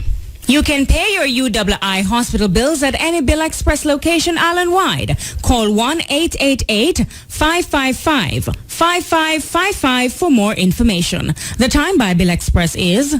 Now 9:37. Irie daughter, You've got me cracking up, You've got me cracking up asking about the ministry that Warmington should go to if it's a ministry of Trump. It's interesting, Zig. Thank you so much for that. I am cracking up.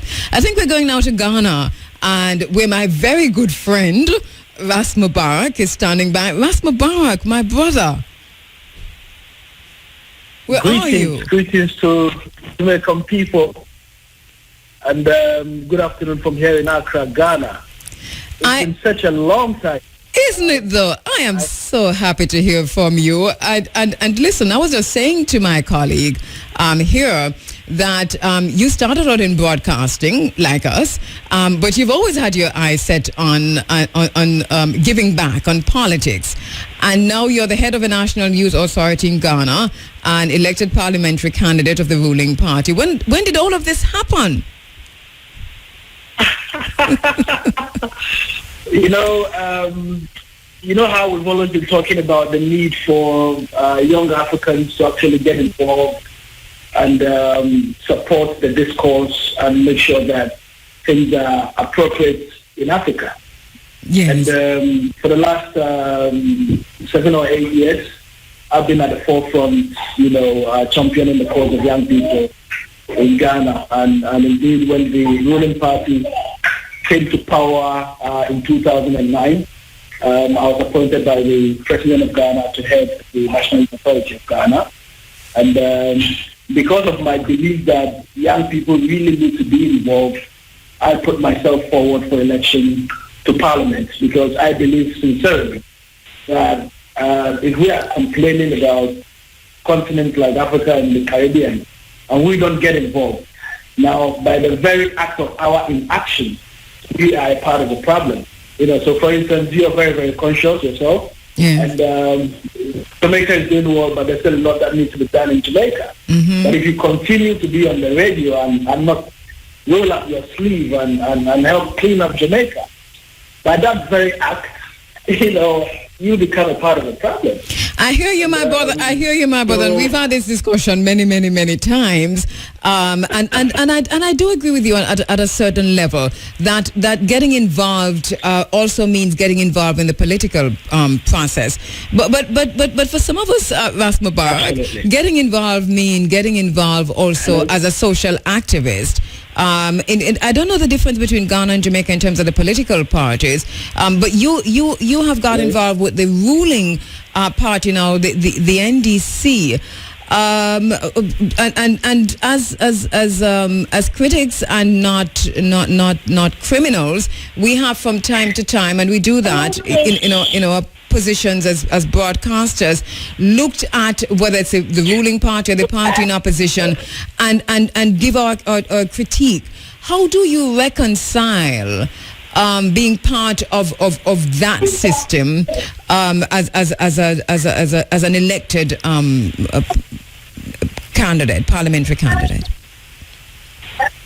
Well, it's been very interesting. I've received a lot of backlash, from some of my colleagues in the newsroom who feel, here we were criticizing the establishment, and all of a sudden you are a part of the establishment.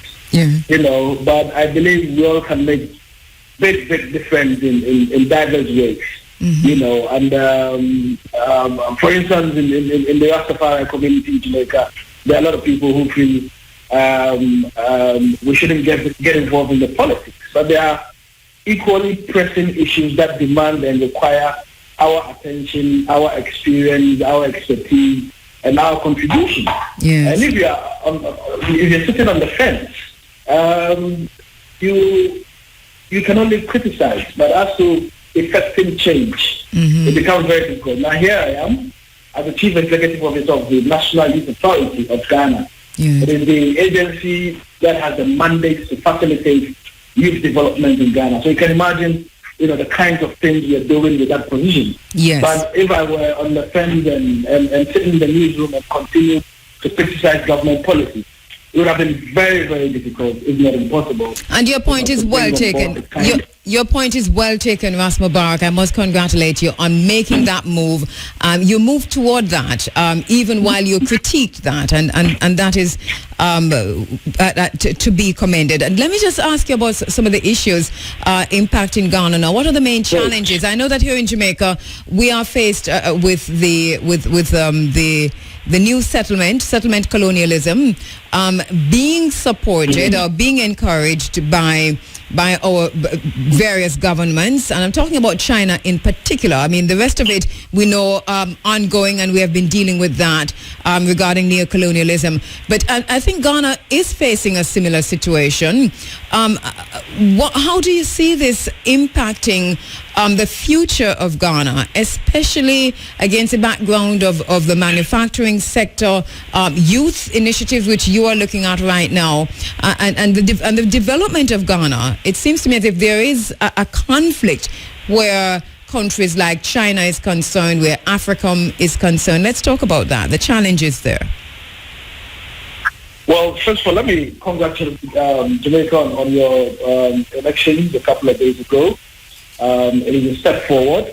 Yes. Now, Ghana, like Jamaica and many other developing countries, faced with issues of who to partner with in its development. And indeed, a lot of multinational Chinese companies, have come into Ghana. Some of them are doing very, very well. Others are exploiting. And we have tried very hard to expose those ones who are not actually doing things that are beneficial to Ghana. In Ghana, we've had major challenges in the energy sector, which had debilitating effects on the economy. Thankfully, that has been resolved by and large. The economy is key. As you may be aware, we're going into an election in November, and obviously youth unemployment. Now, in Ghana, what my department and various other agencies of government are doing at the moment is to try to tweak, the minds of people, especially the youth, from depending on government support to actually starting things on their own. Because every now and then we get more and more institutions of higher learning. And in all probability, no one government in the world, even in the most so-called advanced countries, can give jobs to all of its young people. And we believe that entrepreneurship is the way forward.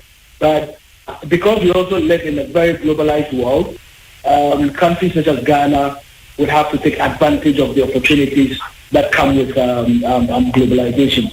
But going into November's election, as I said, the economy, youth unemployment is high up on the agenda.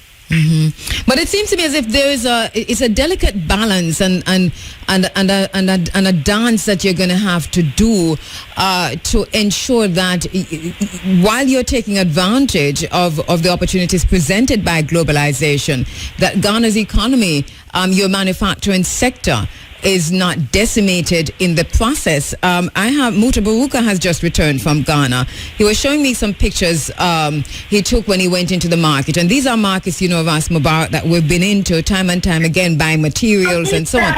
And what he found was shocking to him, and in communicating to me, I was devastated also, that he could hardly find a piece of cloth in Ghana that was made in Ghana, that they are for the most part now made in China.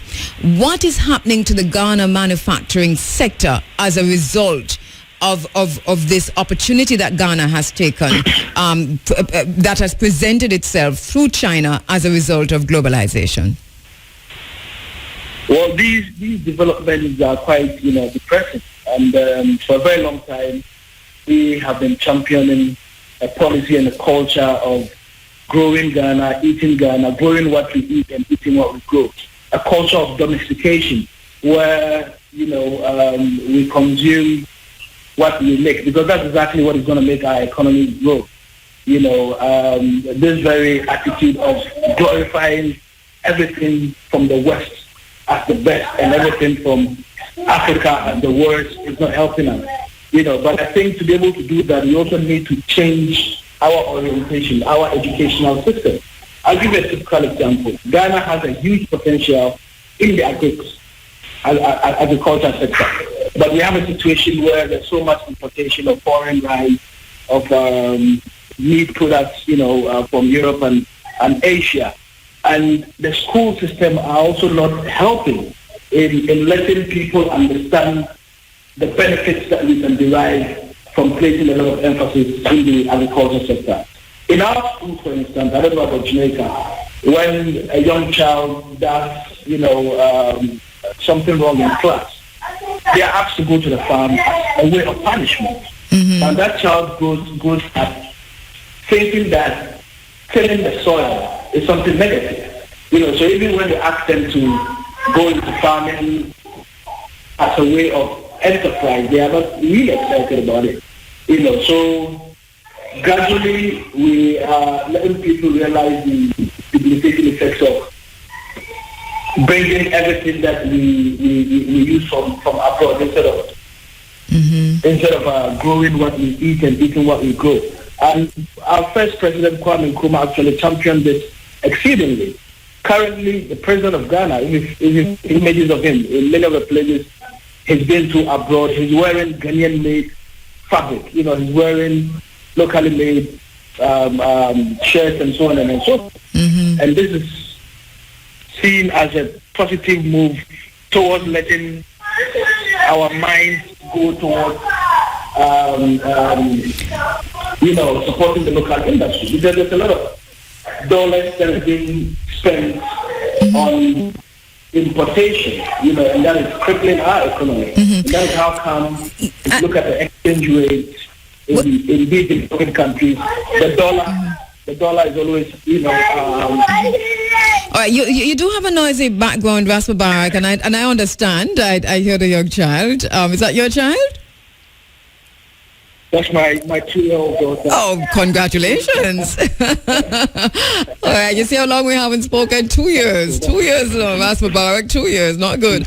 But congratulations to you. And I hear your 2-year-old in the background there. And I know we didn't plan to stay with you too long. So we want to pick up this conversation with you, if you don't mind, later on in March, because we want to look not just at the negatives, but also at where Ghana is going positively, because we see a lot of that happening in terms of the development in Ghana. Africa Rising has something to do. Ghana is neatly placed in that. But how we move, I think, are questions that need to be answered. So I want to thank you for this, and then we'll link with you again later on in March.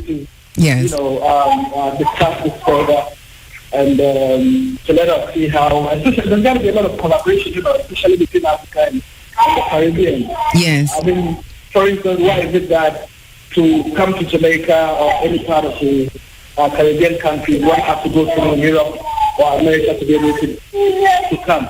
Yes. It doesn't make any sense to me. No, it doesn't make any sense. And you are rightly placed. You are rightly placed in the NDC before November to begin the discussions on that. And so we want to talk about that with you. Absolutely. All right. I'm so grateful for the opportunity. Thank you. And give my love to Yasser Safari. He's a very close friend. Sister P is listening to you, so say hi to her quickly. All right, Ras Mubarak there, who is in Ghana, head of the National Youth Authority of Ghana, head of the National Youth Authority in Ghana, elected parliamentary candidate of the ruling party, the NDC. He's a former journalist, television and radio host at the Ghana Broadcasting Commission, and a very, very, very good friend. We had these conversations from earlier on in the day about him heading into politics and me social activism, and we're still in what we're doing. We're still disagreeing as to whether or not we're able to change the system from within the system. I think sometimes you have to stay outside and hammer away at it. I don't know if you can change it from joining the system, but it's good to have our brother as placed as he is in Ghana, because what that does is to provide us with that linkage in a serious way. All right. Thank you, Eddie, who provided transportation for the students who participated in the Africa Youth Forum. Thank you so much. Thank you so much. We have a note here. Well-known elder Jimmy Galloway passed on the 3rd of February on his birthday, the Remembrance Day, March 5. St. Bay Pentecostal Church and Church Crescent at 1 p.m. The wake will be March 4 at Burning Spear Lawn, and there will also be a Naibingi. With just a few minutes ago, we want to quickly talk with Yasa Safari. Yasa, morning. Wow. Good morning, Kabu. Are you good? I'm very good. How are you? I'm good. Busy but good. I know. And that is why I took the time out. I said, you must can take 5 minutes, grab and tell me what's happening today, where it's happening, who's happening. I have time out for you anytime, no matter what. All right. So yes, that's a big event on today. Tell us about it. Yes, this is 13th annual staging of Poetry in Motion at the Manchester Golf Club in Mandeville. And that's today. Gates open 3 p.m., showtime 6 p.m. We present the entire spectrum of the creative and performing arts. So this year we present the musical maestro Dean Fraser, Barbara Gludon, Muta Baruka, as well as our international guest from Canada, Shante Grant. She's already arrived. From Belgium, we have Honesty. And we also feature Dufton Shepherd, backed by popular demand, and Murray Wilmot.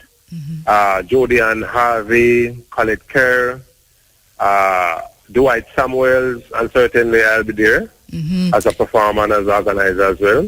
And this year we're supporting 2 charities. We normally do one. This year we take on 2 charities. Friends in Need, they cater to AIDS victim and street people and mentally challenged people, as well as the Georgia and Gilbert Allen Educational Trust.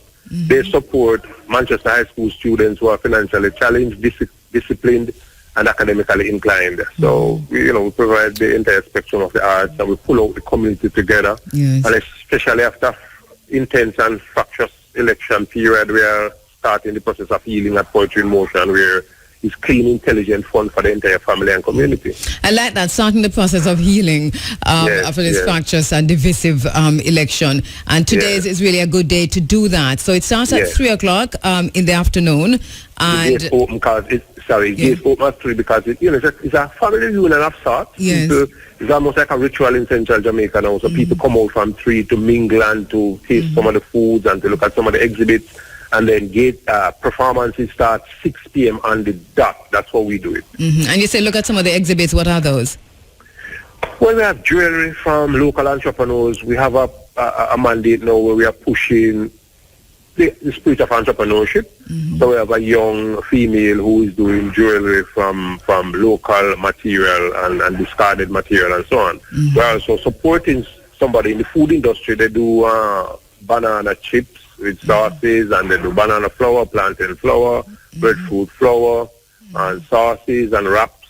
So what products are there as food for sale, and so certainly products are there like the flour that you can take home and that you can explore the different options and some of the stuff that they are doing with the local material. All right. It sounds very good. So Feast of Poetry once again in Mandeville. Remind us again of the venue, yes? Yes, it's the oldest golf club in the Western Hemisphere. They started in 1865, and that's Manchester Golf Club in Bromella Road, Mandeville. And that's today, Sunday, February 28th, the 13th annual staging of Poetry in Motion. Gates open at 3 p.m., showtime 6 p.m. Tickets are available at Fontana Pharmacy, Heaven's Texaco, Manchester Golf Club, Villa Gardens, VW Investment, Cambia and Christiana, Wings Pharmacy in Junction, as well as several other outlets within Mandeville. And also at the gate. And if you're not able to grab one there, then you can get one at the gate. You can get one at the gate. I think you might be able to get tickets at the gate. We have been selling exceptionally well. Yes. And so what's the cover charge? What's the charge to go? 1.5 pre-sold and 2 at the gate. So we have a disincentive at the gate. 2 at the gate, but 1.5 pre-sold. Okay. And if you come at the venue before showtime, you can still get the ticket for the pre-sale cost. That's how we do it as well. Okay. And we want the opportunity now. Rye FM has been supportive of this event from 2004 from scratch. And we don't take these things for granted. We love it and we give thanks. And you help us to grow and to be able to have been here for the past 13 years. And so we want to thank you once again, Running African and the whole RFM family. Honor, love and prosperity. Poetry in Motion, 13th annual staging this Sunday, 6 p.m. Manchester Golf Club in Mandeville, featuring a range of people from all the genres within the cultural spectrum. You know, the performing our spectrum. Barbara Gludan, Dean Fraser, we have international guests from Belgium and Canada. The stepping cutting rager from RFM himself, Muta Baruka. We have Dufton Shepherd, Dwight Samuel. So we have comedians, musicians, poets, literary artists. We have Barbara Gludan, who is here for the first time as well, highly anticipated. Shante Grant sings. She plays instruments, several instruments actually, and she's a poet as well. So she's coming to give an array. We met in inaugural staging of the yes, as we're completely out of time. With a quick call, we're completely out of time. But thank you so much. To bring her. Yes, it is on today. Just so our listeners know, and you can go right on to Mandeville. Remember that this is a feast of poetry in no simple way in Mandeville today. Thank you so much, Yasa Safari. Thank you as well. It's an honor. All the best today. All right. Also, you heard Mutaburuka will be there. Mutaburuka will also be at the Department of Literatures in English, UEMONA, as it opens its annual Reggae Talks in March, speaking on the business of reggae poetry. The talk takes place on Tuesday, March 1 at 6 p.m. in the Sir Kenneth Standard Lecture Theatre, Faculty of Medical Sciences. The public is invited to attend. Admission is free. The Reggae Talks, which will be given every Tuesday in March, are part of an annual program of events highlighting the innovative work of the Department of Literatures in English. The coordinator, of course, of a series is Professor Caroline Cooper. And remember, Treaty Day celebration, extending borders, preserving heritage, March 1, 2016. I know Mama Fire is out there in Portland, that the Adwa Bingi has started. Mama Fire is on the line, but we're totally out of time. But that Bingi has started. Join us on Tuesday, because we're going to be there in Flagstaff, Trelawney Town, for the Treaty Day celebration, extending borders, preserving heritage, and it starts at 11 o'clock. This is how we say goodbye for today. It was fun keeping company with you as usual. My name is Kabu Ma'at-Keru, my broadcast assistant, Shamara Preston. We'll be back with you, inshallah, come next week. What good? Tell them other one howdy.